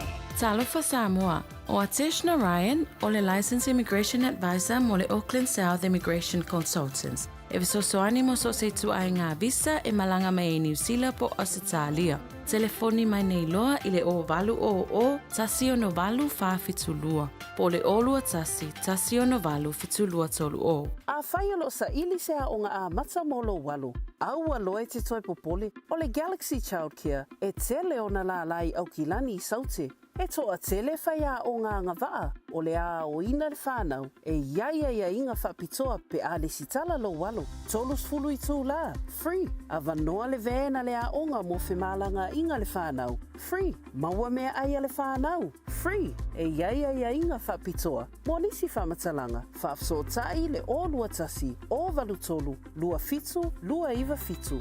24 hours a day, 7 days a week. Radio Samoa streaming live on www.radiosamoa.co.nz.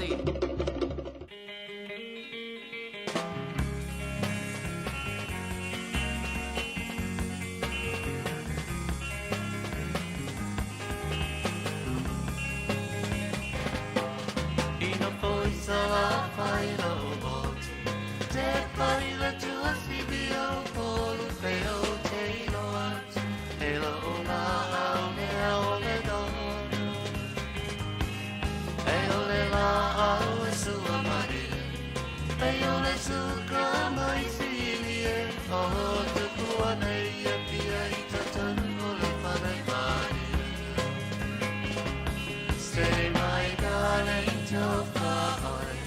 Dini leo tiele hanoi. Lenga lo la wa mi pa filo. Te mana tu ala umasan. Tele le fama tani tani to pa. Te ala pele to tasi.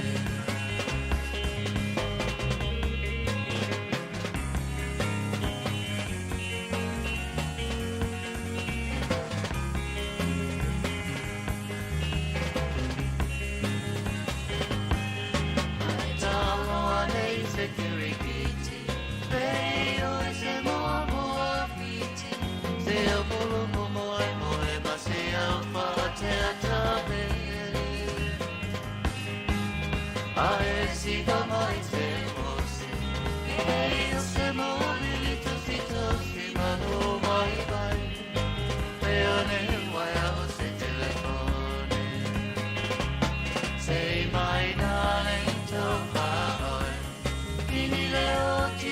Kini leo tiele hanoi. Lenga lo la wa mi pa filo. Te mana tu ala umasani. Tele le fama tanita ke to pa. Te ala pele chotasi.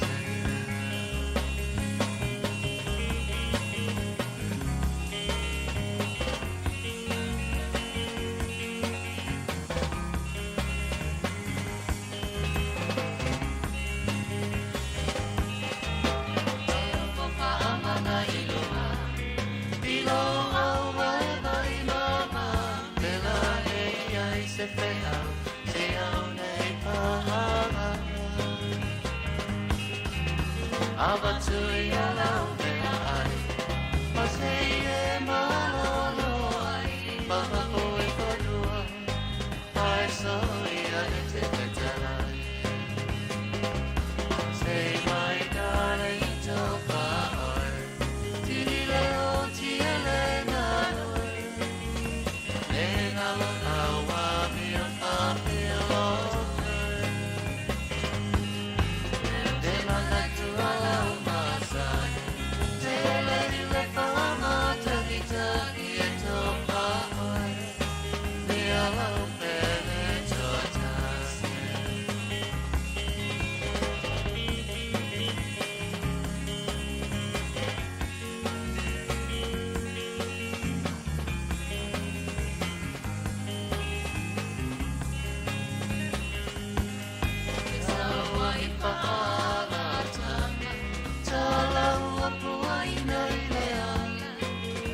Vai solo vuoi le teine le mani le tana. Ai lui le alte le chia. Maula te peko amate le sia chisa fala bella beni mana. Say my darling, don't cry. Tini leo tiele hanoi. Lenga lo la wa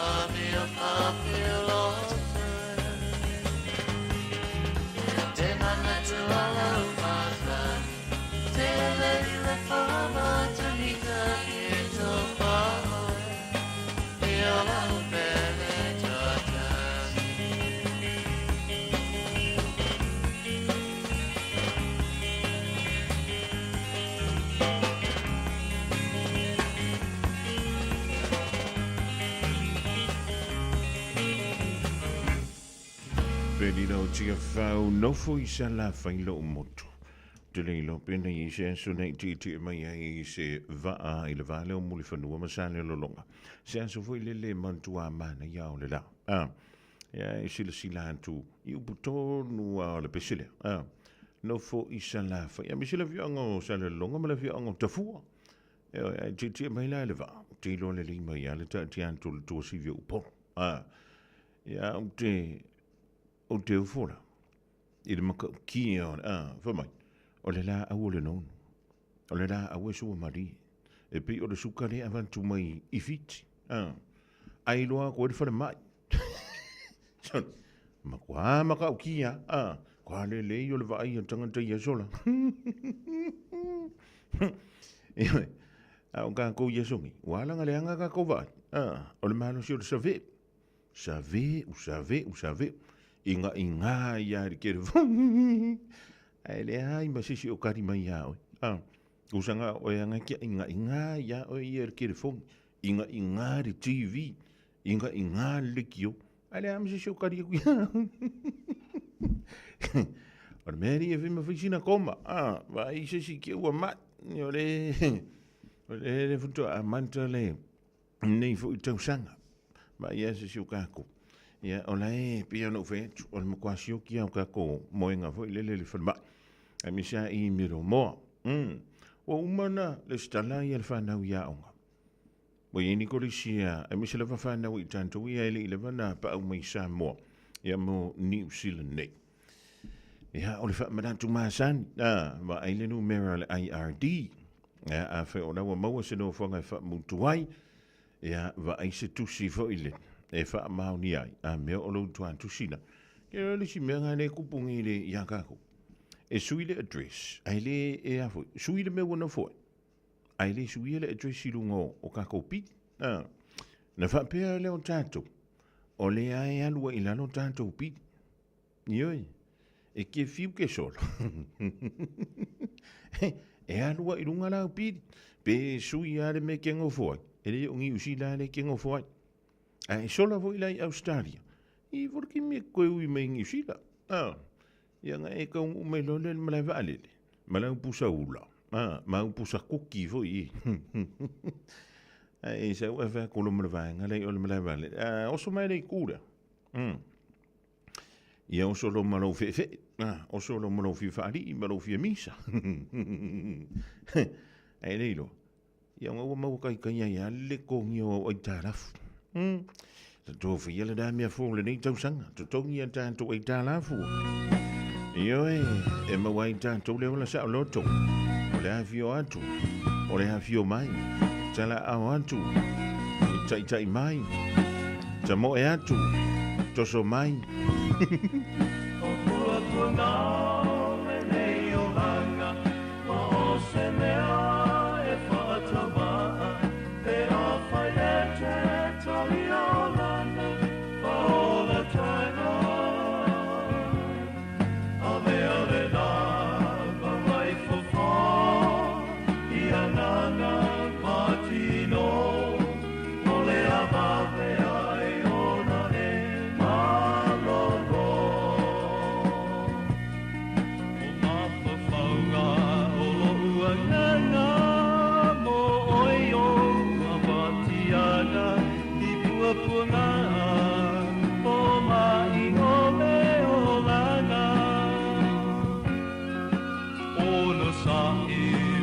Atutua, tatalo, ile atua, ia vale to e ma polo soifua.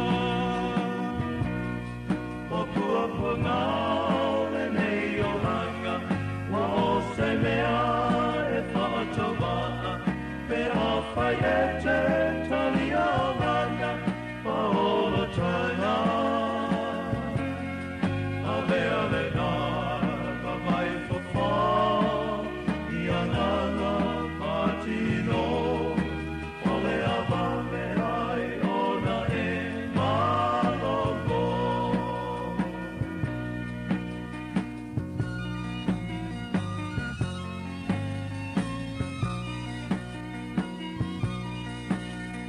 moe moe I le atua Pa'afonso soi pua Nai alo iti Pa'apea fo'i matua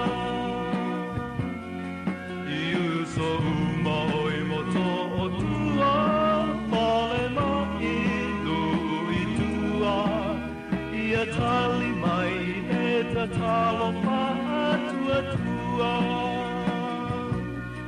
O pua punga le nei o ranga Wa o se nea e whātoa Pe o whai e te tori o lana Whaola tana A mea le nā ma mai popo Ia ngana matino O le amave ai ona e malomo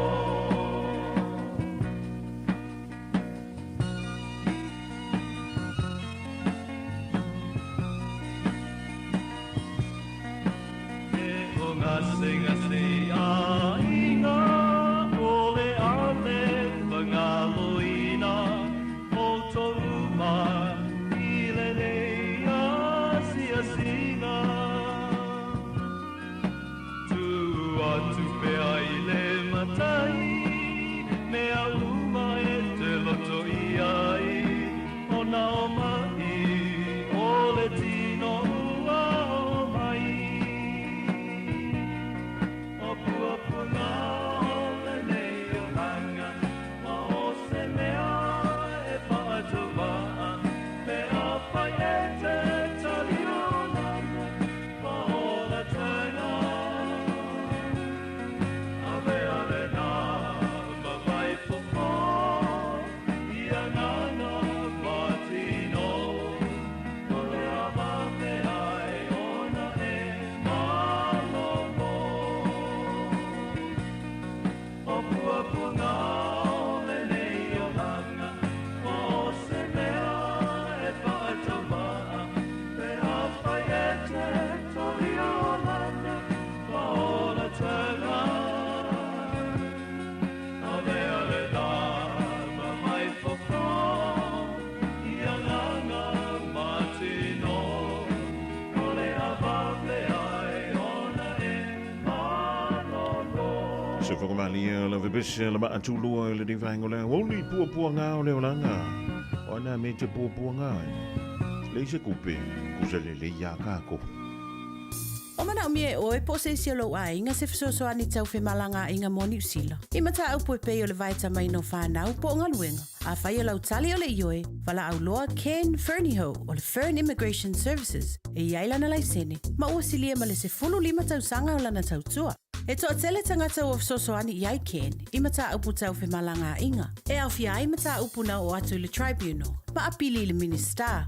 Tanga iane le mata o Facebook, ma le upenga te whailangi I moli mau. Mo nisi whamtalanga, wala au mai le Fern Immigration Services, ma tala noa ia Luisa, I le oiva, lua ono lua, tolu lua lima tolu, lua ono lua, tolu lua lima tolu, po le o lua tasi, tasi lima tasi, o lima.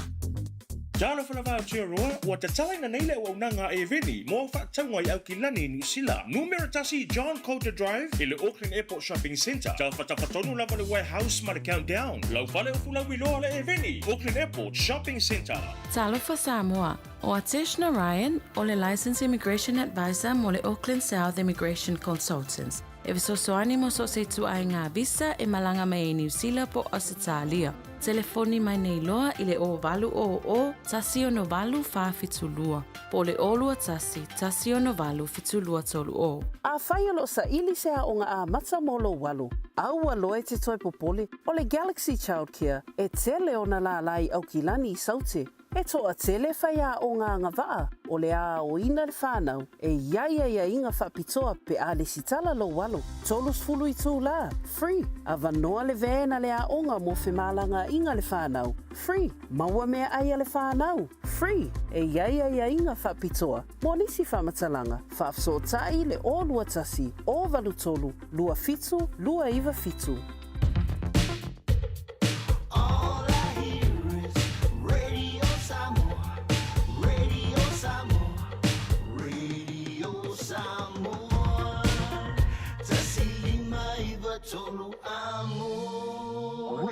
Samoa. Kasilima i wakuru amo. Lewa anto fulima minuto tala le tulai tolu ya tala tolu e fonga i tatu telefon. Ya matala i tala ngana pere tania o le dei fo ya solulu matango fi o le aso le tauta o le tangami. Po le al tulanga o ia fo le tangami. E o i tanto fa malu. Yo i momi fo i o tanto no fo. A vi fa fo. Wa vele mangi yo le la. Ma ko halu fo lo selingi o le fale tala fa.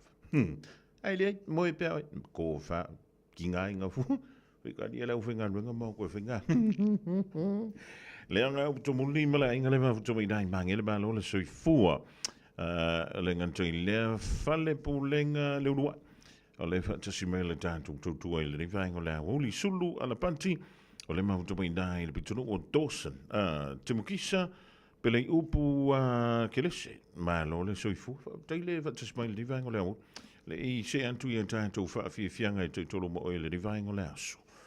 O lewa o vitau to le tala, o le intau mai sa moa. E lua tau, o exit fees i sa moa. Ia man tō tātou ini.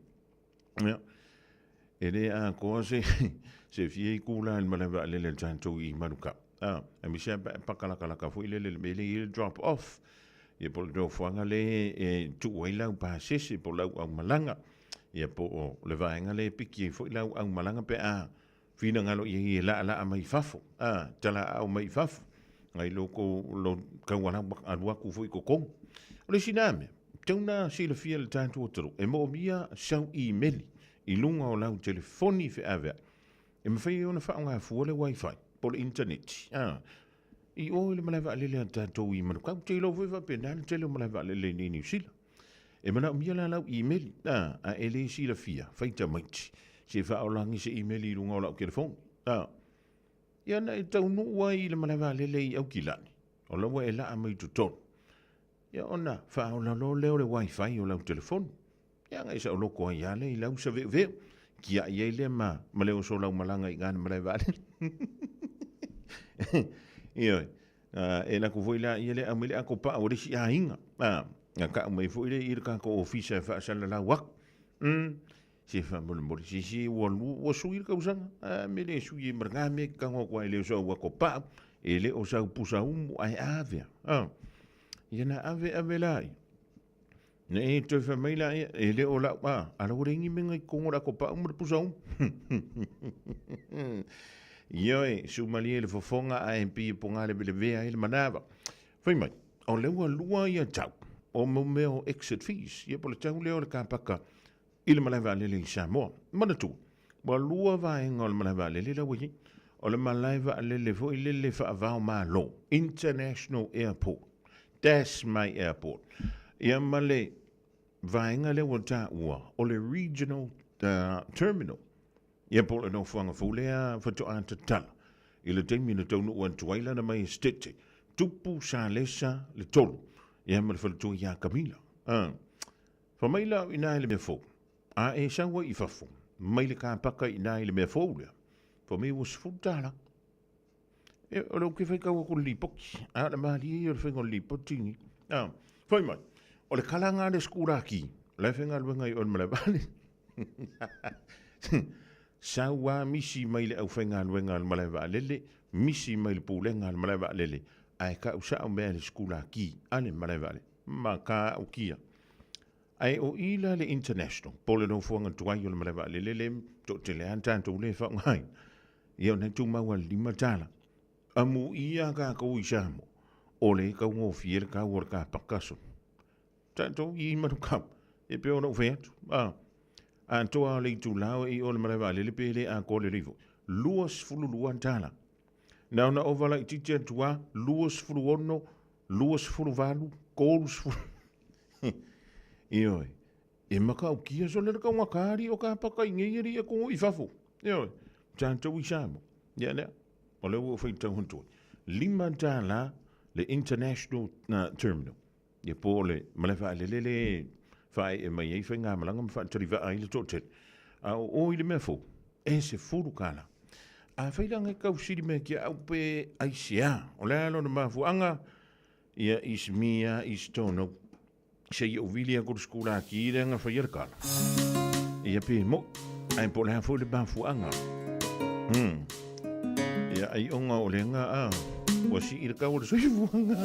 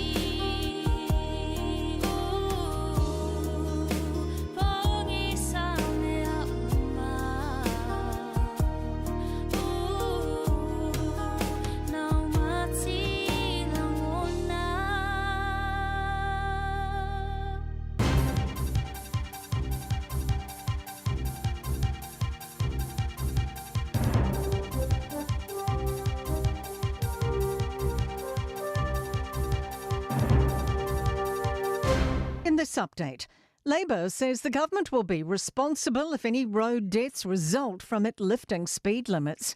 The Transport Minister's confirmed it's reversing Labor's speed reductions on 38 stretches of road by July. Chris Hipkins says his party doesn't oppose raising limits where it's safe to do so. But he says these changes are based on an election promise, not evidence. Politicians shouldn't be going around dictating what the speed limit on an individual stretch of road should be. Ultimately, if more people die on these roads because of the political decision to increase the speed limit, then that's going to be on national.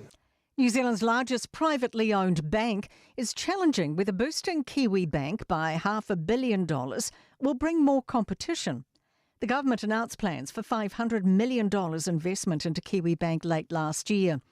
TSB Director Mark Darrow says a braver focus is needed. While an extra capital of $500 million is incremental and accretive and positive, it may create $3 to $4 billion of lending. That is not a discernible system effect on a market that is circa $400 billion. A 31-year-old Northern man's due in court today in relation to a police pursuit across Auckland yesterday.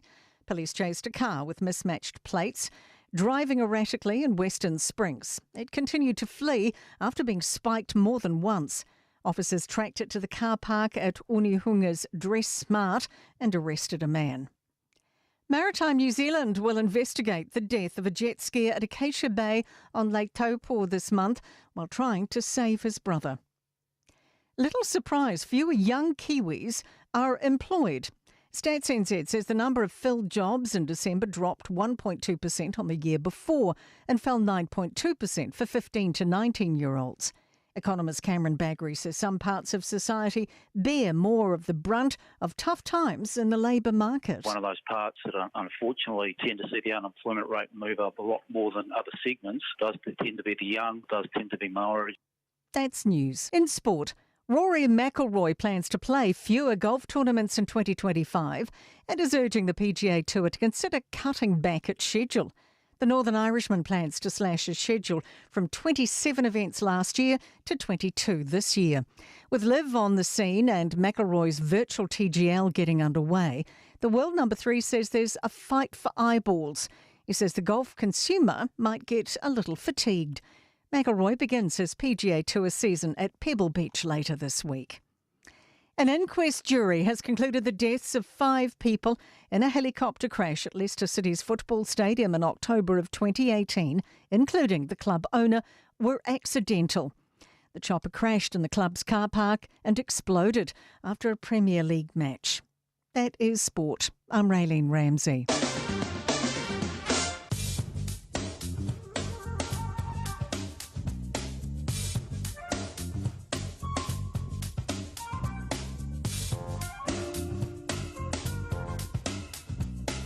Talo le tau mo le so mo le aso atai au. Wingo le tau mo le so e au o e ni so taimi mana I timo to ulwa va solo ai e mamau na ngi mai o savili mai whaalongo ina le angi mali e mai o le sau mai le sami. Bevela wha mawina lu su fati keri ma le malulu e se fulu ono ti keri. O le angoto le lai le afia na nei le to lu su 5 minute I le tu la iva. Mo le aso atai au e ma tele ina au o mai ono iai na I timo to ulu I le tai au. E angi mai savili mai matu mai whaatupula I le malo sianga I atu I le afiafi. Vevela whamawina lu sfulu 5 tikeri ma le malulu se fulu fitu tikeri.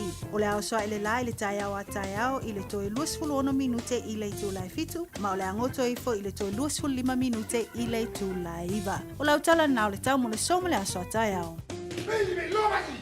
Hey, hey! Oh!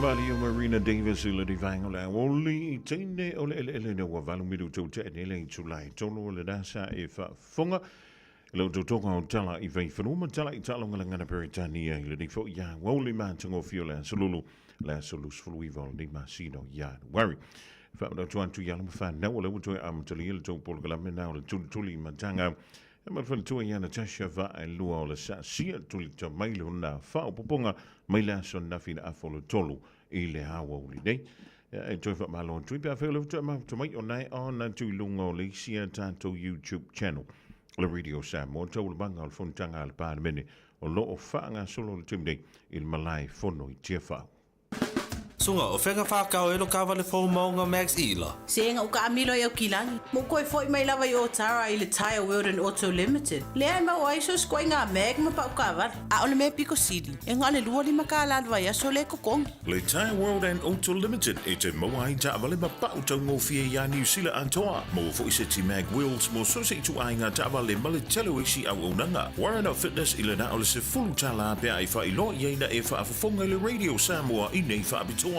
Talia wins quotes, cue cards, maisi. Walang Lola Tire World and Auto Limited I le lua fitu tasi tolu o mo pa uta avale. Po le lua fitu wha tolu lua o mo le fale inisinia. Tala whanawha tia roa, ua te tala na neile o nanga e veni, mo wha tangwai au ki lani New Zealand. Numero tasi John Coulter Drive I le Auckland Airport Shopping Centre. Tau whatawhatonu lava le warehouse ma le countdown. Lau whale o fula wiloa le e veni, Auckland Airport Shopping Centre. If you feel them on a rental se wha wilo antulana wha abitoa, mole masino February mamati. E los fulpasene ua pa uma ula loa I le tongi pe antolu aso pe silia tu foi le whaonga ina e te whaonga ina I so se ta avale ma mawailo avado I le se I e afe tala Samoa I le whai unga o le masina e ma whai ora pikila ta avale mai le malawa lele I whaleolo polo tanto ofisa au tu I ala fua pe mamuli a tu foi le whaletari malo o lo e wha mautu ai ai ngā wha abitoa o lo ia tanto insurance e te fili mai ai ina nei tupu se whalevalave ai o lo o iai le wha mama avenga ma tu olo iai le tanto account I New Zealand pe lafo sa foi le moana e fa nga I le Pacific Easy pe fa nga foi le credit card e fa tino I le tongi no lo sa mori si fa mtalanga vala au le Pacific Easy I le ovalu se lau o tasionono pe I le tanto Facebook o le Moana Rentals o le penga ta fa ilangi o le moanarentals.com Moana Rentals o lau paanga e taitoloina oe a o e malanga asiasi I Samoa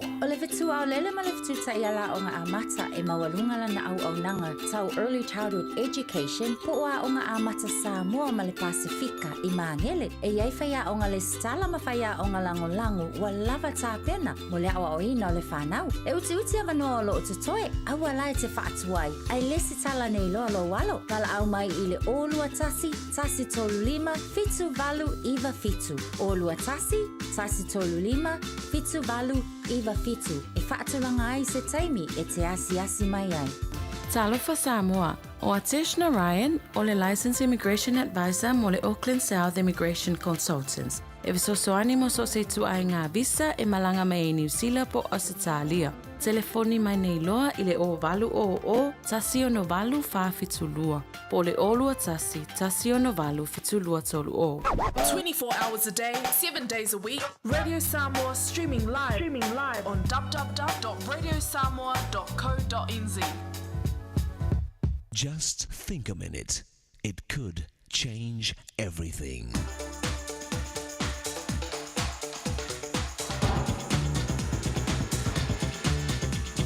Think a minute. Years ago, a high school English teacher named Miss Brown had a favorite student, and his name was Charlie Ross. Miss Brown was an attractive young teacher, so Charlie worked hard in school to earn his title as the teacher's pet. Well, on graduation day, something happened that no one expected.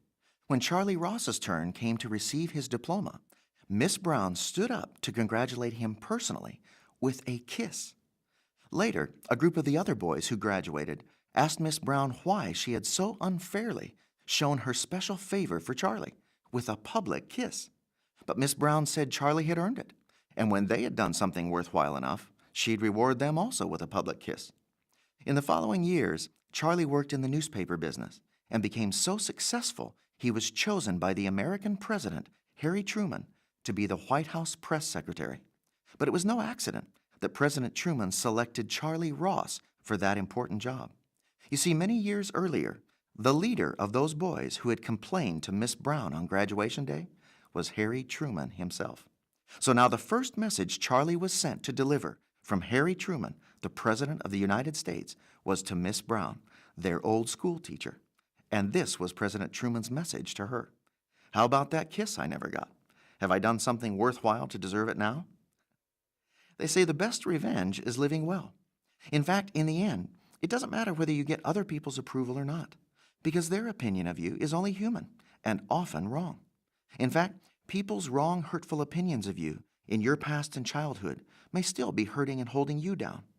But you see, there's only one person whose opinion and judgment of us is always right, and that's our Maker, who created us to enjoy a life of success and satisfaction with Him.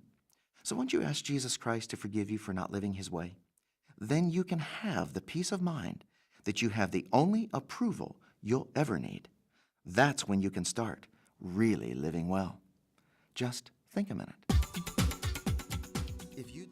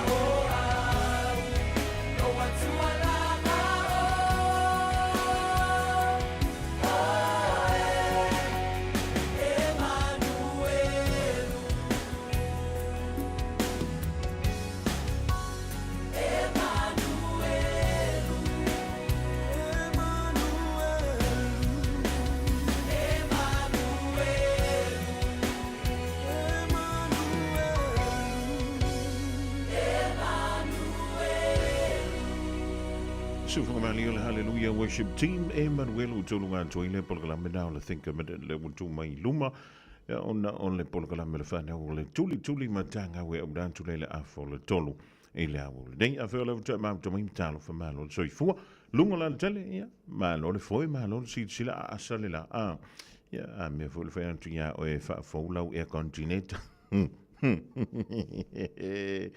Ja, failo air continenta. Ja, if it don't will me doing a so far. Nee, I'm the two. Well, then, no fan to will do something to any more to what. Utililo for ya, we should make up a farmer my if mine early also make don't know loud tavan. Be a villa, you're on a killer for Malulu, Malulu, you're on a killer for Vil. Yo, or the Tamalana, Ali famous we are.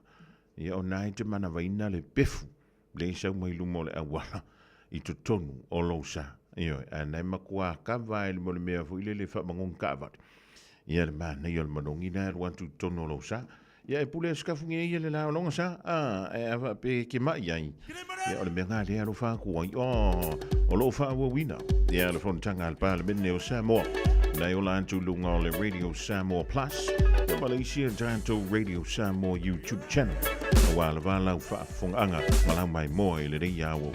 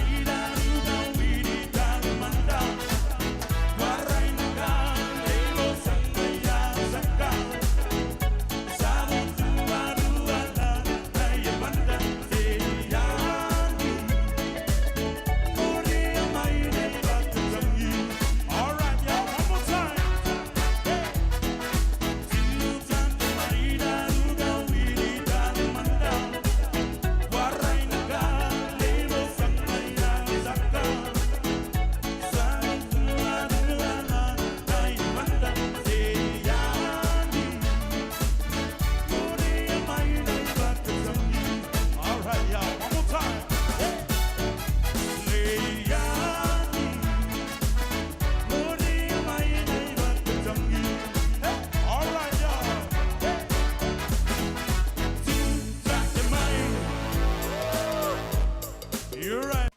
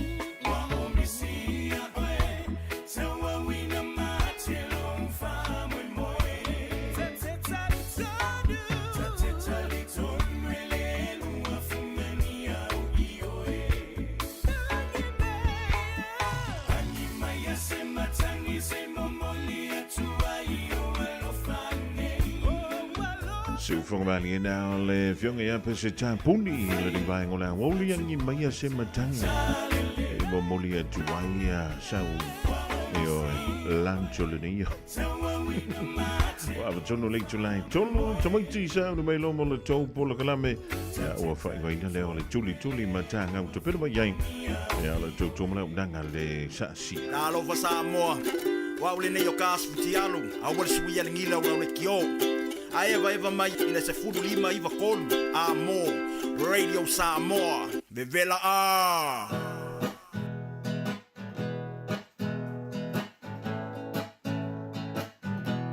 Leu fia sina na tuli matanga Paapea lava ita ole whanau Ole atu yo umatua Tuli ita ile a oma Matua awa e te whaau Ona pau ole kuasa e lulu Ti matale upenga Aveia pisa mole Sa asia e ta whaasao Sa asia e ta whaasao Uatini pao Neo lata ua uto Se ilolongo pea le fuamba le pao Ai se io tala noa mole aso Sa asia e Ia mua o Te whatala pati po i nei tu lau lewa uli lau whaafonga anga Samoa. Faatalofa lava, ia o le polo kalame fo le nei si whanau le tulituli matangau, whaapena lava na awina atu I vai aso taitasi, I aso lua, ma aso lulu vai aso taitasi, whaamalo lava, whaamalo Samoa ili fo lau manuia, tātou tau whai au lia, fo le nei vai aso, ili alofa maleanga le leo le tua, ia tātou avela le mua, ma le whaasao ia manu vau, o nolo na alofa, malona anga le lei, lona taitai, File muina mai o lo o toi suifua, ia e mai se fo isio mātou wola masi whanau. Ia o la mātou whaatalo, whaloa ia atu na I lo o tau pa ia malo o tau mamalu. A le taimi le nei, whaatalo whaatulo whaia o ngai lana whanau, malava, teine matama o le tātou polo kalame o le tulituli matangau. Ia tautonu whaia o ngā wa sauni mai fo ile nei tu la ali teine matama. Ia whaamalo lava, tali tonu sato wa onga a, ia o nisi fo ia elea whaina pēr whaiola nei te mafuta mai le whale, ia oi mana tua tātou teine matama. O le tātou mata whaioi, ai tātou te le ialu le tātou vaaya so umal tātou pola kalame, e tātou lava o nau tātou whaafetai, ma se I o tātou tala noa I lea tua. A o onga le nau tātou teine matama Samoa, I o tātou I loa o na ave le wha mua I le atua. Ia, teine matama tali tonu la o le a e no fafile mu foi, ma e wha alongolongo, ma le wha alo, ai o le a whai atu foi le tātou tatalo, a mata il tātou polo kalame le nei foi yas. Ia le a whai atu whai a onga tatalo, Ia, le tātou te talo. Whaafetai te lava Yesu, lo mātou ali I whaaola o mātou maua fo I le nei aso, I lo walofa ma lo wanga le lei. Whaafetai te le lava I lau tau singa, ma lau puinga ia I mātou, wa e fōa I foi, le ola o le mea alofa fōa I fua lea mai ate oe, le atua lo mātou ta mātou te vivi ia e o mātou wanganga, ma o mātou whaane e ne e ia te oe. Le atua lo mātou ta e ui lava ina o mātou whaalongoina, le te o tala e popole ai o mātou loto, ma langona ai I mātou le atu vale, ai mātou te whaafetai le atua, a wā mātou te tali tonu, o loo soifua lawa fio, o loo I o a ao lo mātou wola, le atua lo mātou ta mao le mātou te whaafetai ai, ma o mātou whaafoi atu le vi inga ia te oe, whaafetai lau tau singa, ina I o mātou ta matina mātutua, mātua foi, ia ai maise o mātou ainga lava, se ia o lava I pepe mea, le atua, whaafetai te le lava I loa lofa ia I mātou lau whanau.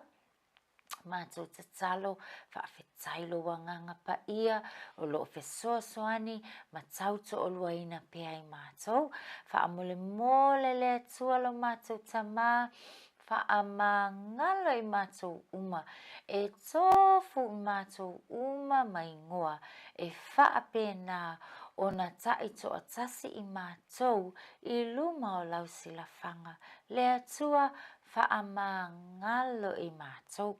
Mātou lava o tama matene, le atua whaamangalo I mātou, mea lava o mātou se ai o luma, o mātou se fo I le wā I mātou, matama, matina, manai o mātou ainga, le atua whaamangalo mai I mātou, mātou le whaalongo foi, mo mātou le usi tai, whaamole whaamangalo I mātou. O mātou wala au lava li atua, whaamole fesoasoani, mai lo wanganga pa ia e o ina I mātou, ina I o mātou maua, le ali ie, le mea o ilo fatu mo I mātou, a o ina I mātou, iala e tusa malo fina ngalo, whaapena o na maua e I mātou, le ola manuia, ai maua ai le vi inga o lau lava fio, mātou te talo le nā, whaamalolo I tamaiti malava o loo maua I le tino mai whaamalolo fo I nai tama matina o loo whaapenao na le maua le atoa le malosi le ne aso mātou tasalo le li ie pui ma e lawe hai le hola o I mātou uma totonu o fale a onga I totonu o taa vale I lunga o ala tele vavave totonu o mātou fale whaamole mole le atua pui ma lawe hai lo mātou wola whaamanuia mai oi lo mātou polo kalame whaamanuia I whaia onga ma lava whaamanuia foi oe I le leiti o Samoa ma le pūlenga mawai foi lo mātou awa noa le atua lo mātou tama whaamanuia ia I lātou whailongaina foi o lātou waso whanau le ne yaso mātou te talo ia e hanga le leia I mātou lava I u foi la mātou polo kalame le ne yaso mātou whaafoi lo lava vi inga ona lo suafa Yesu Keriso o mātou te talo ma wala awa tuai amen ia amene tene matama se le tau le lei o kalo fia lo whaalongolongo atu la e ko ke file mu le lei tele o tau ia usula tatou pese se tatou whaafet Taya tili ya Yesu ia mafafia foi ia le faafofonga Yesu wai sele fia Yesu ile mana nei o tau leo o tau umalava ole aulele ia mamanga ngai o kou leo ia usumala tatou pese ai mata te faia onga ia e fai foi ia loe o tango le pese ia e fai le tango le pese mai pese le o tele ia ta ua lava ke oki ngā kalingo ta mamatina ia e pese mana ia le leila au suasu tatou pese le alofa o le tua pe o seli o tele e ta amilo lava le ai se mutaanga o le alofa le uma e fai pea le ngata ua alofa mai o ia so uma lava ma ai la auto mana tua faia nga pese na me la nga sa so ala la tsi faia nga pe auto o mai la solene la mana tua la vai faia nga le nga lo tsala no mai ai ile lo fo Yesu le lo fo le tua fa mai pe se li o la po alava ia tangola tu lo li male ia tu silo fa apele li o tatou fa la poto ia fai mai o le li o le nai le ai se ele ai sona muta anga ele ai fu se me ma fai ona fa apena ona vai lua ile li o o le li o e fa solo toa fa apena malava le alofa o la tatou wofa pele o Yesu ia te oe ia maha o fo ia le paki umala ia le tene matama ia usu whakasil tatou whaatalofa ia e whaatalofa ia wo malava ta o lato ingoa na ia wo lai tono la onga mata ia ta o whale ingoa whaia onga pia whaia na la e pese mai whaatalofa foi o ia tina matama pia whaia na te whalonglongo me ta vale tina no to wole whale le tene matama ia lei whaatalofa atu la whaia onga Talofa lava, o amai oe, manuia faafetai, lava, pati mai okai, ia talofa teine matama, le teine ma le tama Samoa, Nele ia tali mai talofa faia onga mai o tole nei aso. Manuia Whaafetai oka paki. Fe wale lei ni ale kalangoa mai e se o whanau. Ese le tau le lei. Ia le lei tene matama. Mana tua o kiki lava ngalo ia tātou. O ai lena whaelona longa sa whanau. O ai lena whaelonga lona sa whanau mai le aso sa. Ana nafi le aso ngafua. Le aso lua lale nei. Wai la sa whaelonga lona sa whanau li tene matama. Ia ka paki ese le mana ia tali tonu fai aonga ai fo se ke leo lau ke la sa whaatau fo sa mama tina ia ko va ai lau ye pole alko falong kaka oka e whaatau e tina matama ia mea lelei umamo oe e whaamanatu ai le aso na au mai ai oe e le atua e wha au le atili ai le lalolangi ali teine matama ia se va ai la ia e se le taua oe ia ai manatua na whai atu whai onga aua ne ingalo e le whapeanga le lula kofe ula le keke whapapapa lungi ia ai ngalo ia te oe o na whai lau tatalo e te whai aia Yesu whaafetai tele lava mo ne tau sanga whaafetai lava Yesu mo lo uola whaafetai Yesu mo si o tama ma si o tina ea tene matama oa onga le leina lea e whaamanatu atu i tātou polo kalame aua ne ingalo ia te oe o le whaavae, o le teine ma le tama Samoa e whaavae lo na o langa i le alofa. O le alofa le nā e wa ai oe e whai lava e tina matama mea le leimo oe e o whai a tina matua. Io e te alu atu whai mai tina matua. Sau!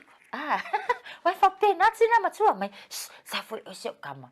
Ho ia e langa mai le atu tina o langa mai le lole langa mai le pulu oka ele tene matama langa mai le pepa keke ia wa aila ia o ina e whaai loa tua ia te oe o winga alofa na ia e lofa ila o na whaafoi oe le alofa manatua o upu wha auro ole whaafetai oka wangalo manatua awane ingalo faile upu whaafetai ia whaapea fo ila lena whaelonga le su whanau ta mama tina ia lela au su whaatasi malava tātou pesel tātou polo kalame ia e tātou te whaamanuia whaatasi mai lava ia sosoifua o tau le wau li ia lelei manuia tau aso whanau ia manuia tau aso whanau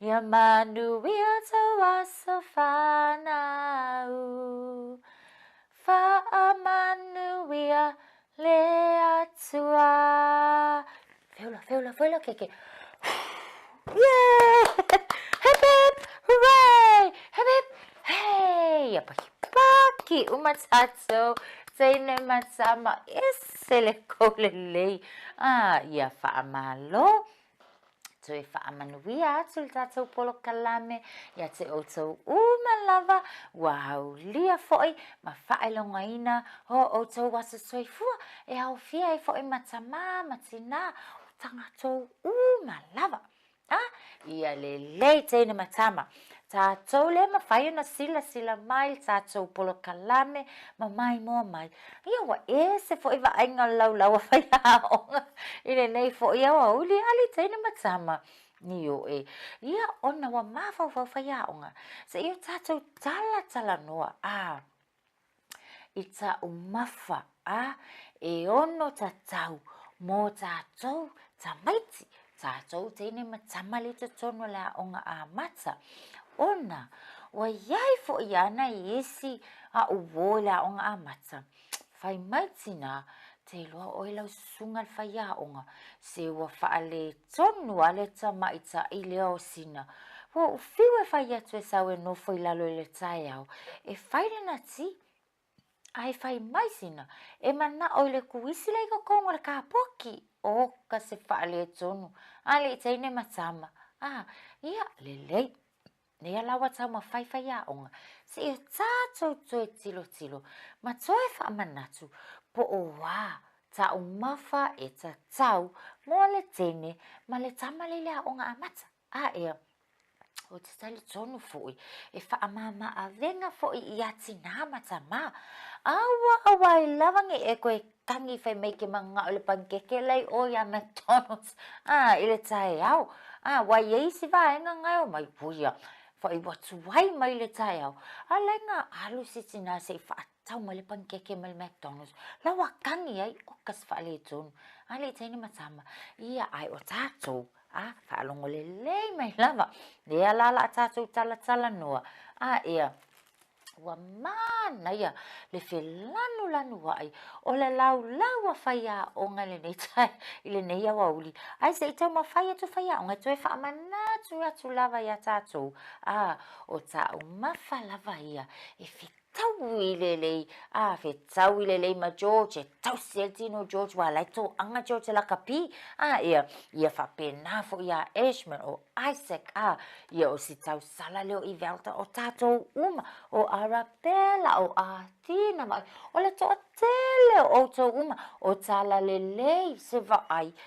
Oka o kai o tō uma lava ia.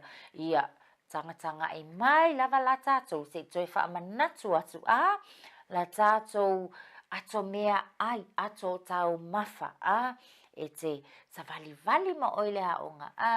E mau ai lo so I fua malolo ina. Ali tainu matama. Ia. Se I tātou a mata mai la. Ia watou tanga I mai la. Tātou le ma whai ona mai moa mai. Ia tō ai la ia tō tamati. Ia. O le whalawa. Ioi. Ta mama teine. Ai o tō. Ia o tō walolo. Whai ati nā mata ma. Whai atu lo ti nā mata ma. Sau se o kama. Ia vai o ka whalawa lea. Whai atu lo whalawa. Tau te ilo o tau tamaiti. O le whalawa la, e te le lava ta o mawha, e mawhai o na whai e tātou le whalawa. E mawhai la o na whai le whalawa. Whai e le sanuisi. Ka kou le tanga I mai. Ia vai o le pata. Ia. E le se paka mai McDonald's, o le pata le whaatau. So se paka lava le whaatau e tina mata mā. Ia e loa oka o le pata le na. E mawai le soifua mā lolo ina. Oi, ia e ele taimi e halu e tina le whale o loa. Ia oka e lofa tina whaatau mai ia moa. Ia, iyo e iei lava ia vaenga nei te tonu o ano o manu fasi. Ia le whai e tina le sanguisi manga ia lava. Le tele nga musu e kā kou mawhaka ngofi kongi lapisi. Ia, vai o le whalawa, o le moa e mawhai o na tuu I to tonu tu whaapaka le leile whalawa, tuu I le moa. Ia. Ia, lale kama le ali tene matama. O tau tātou le tanga I mai. Ia. Iyo, e whamaisi o le kāpisi. Ia. E tau e taipei lava e fōlinga tutu sama le kāpisi. Ali tene matama. Ai va ai. Ia. Ia. O le fuala au aina mata lea. Lea e tā ua tātou o le letas. Ia. Iyo e le mau e le whale o loa. Ia e ese oka tama mateine o le au ngā ia le tino kākou. Ia. E te e whaamai. Te e le fulu. Te e le tawhele isu wailoa. Ia e tō angala. Ia. E tutu sa le leia le letas lea. Ma le letas lea ke kangi e le burka lea mai o le McDonald's. Ia. Ai a whai atu lo tina. Ia le la whai lau sanuisi. E whai e lau mea ai la solo nei lea onga. Ia e loa na e fia. A wā o lai sau nia e mamā le lei. Mamā a au tina. Lai ta pena I e tina lau ta o mawhtanga. Ia. O tō tanga. Oi, ia wa ai kama le wā, kama lea. O lea. Ma nei a te le o le kū kama. O ka fo I o le tele yo le au ngā le kūkama I le tausia o le soifua maloloina o tā ua le teina matama. Ia, ai le manao fo ia tonu lau sanuisi e mawhai lava e tina o na tuu tonu o lau lunchbox po o lau pusele ave lau mea ai le aonga. Ia o na tau mafa lava le whape. Oka teina matama. Yummy. Ia wa ai. Ia. Tātou e whai mai a mai lau kuisi. Tau te loo tau teina matama. O le karoti ese fo le tele o na nga e o nga le whaatutupuina o tātou tingi lima e o nga le whaatutupuina o lau la ulu e o nga fo i fe sosoani whaamalo sia le wa ai wa ai o tene vai mea whaiaonga ka wa whaile makar whaiaonga e o tau le la iti oka teine matama whaamalo losi ua le musu tātou wa ai o tau mawhai pito sili o na tele ai vitamini ma minerale e o ngā lava le tino tātou.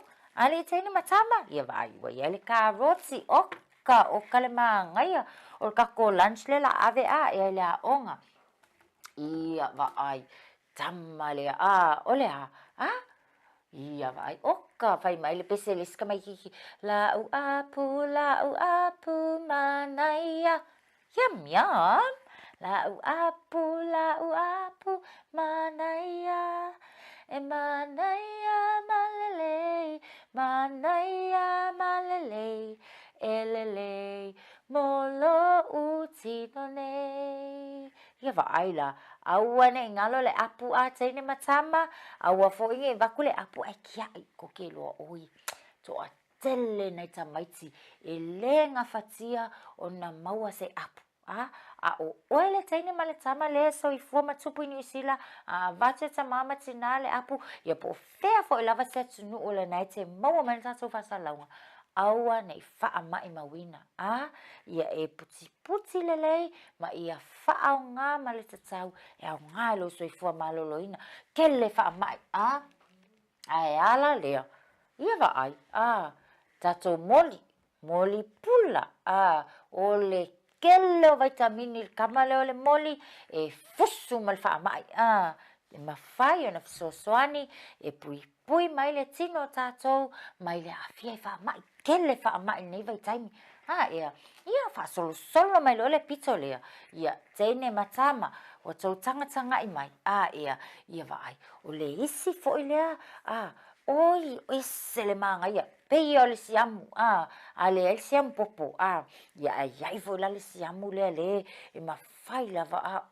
ka le fia e se o kamo e la rose e whaapata I le whalawa ia whai e le whalawa Ruben whai e ma le whalawa Lucia whai le whalawa Abigail whaapata I le masi ta o mawhaloa oka teine matama io e o foi a George ngova ai foi le foi fia George ila na sound wisi fa nga ia le tinga nai tina ta wanu fal o loa ia vai fai le putia tātou le fale a fatina sau e no foi lalo I ulau ki nga e sau le teine matama le ai se fangu sua malie ia le ai fo ise tama I choose fo ile ke manga oi fale o luai au mai fa mole teine matama wa mafai ona wina atu le polokalame ale au uli mafufonga mua ona o le lango malosi ale Galaxy Childcare vili mai loa le o lua tasi o valutolu lua fitu lua iwa fitu e resitala ai lau walo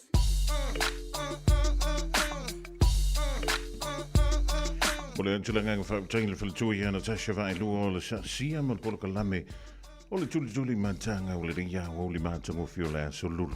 Tuli tama I le aso lulu o le vai aso fo. E le lofa malanga linga le tampa o sili lunga. Bawa atu I fo. E sa isi whapopona o le poloka lame o le tuli matanga mo o tau le whana.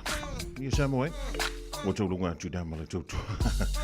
Ale to ona I le reia so lulu le aso le tupu vave o le masini vave lau transfer maru I te lilu tau mahutanga ma le whianga ia pe stable le whianga ia li an tau savea I le polo kana me ua whai wa ina o le ngā ngai fo whaiva Lagan tui lea mai a tala mai Australia mai si toi ina o miria mana la tōpo mare I lea whiawhirei. Ona au dan tu leo le polokalame ma sani wa whaingoina o le malu I whale. Io valo tātou wāwhilo I laso antai au pe a whingalo iai. Ia le tātou tapa au sili lunga. Atu antu ia te oi. Malo titi whantama e mangalo aiso mātou leo. Le rei fo I aso. Mata tua tātou whala ang. Mana tua lau 2 piece.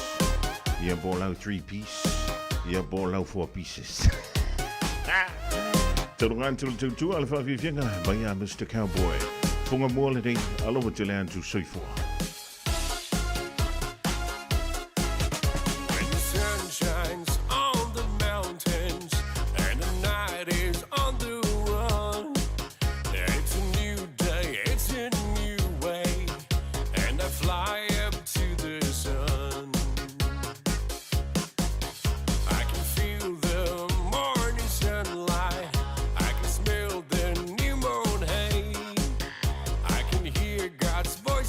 Call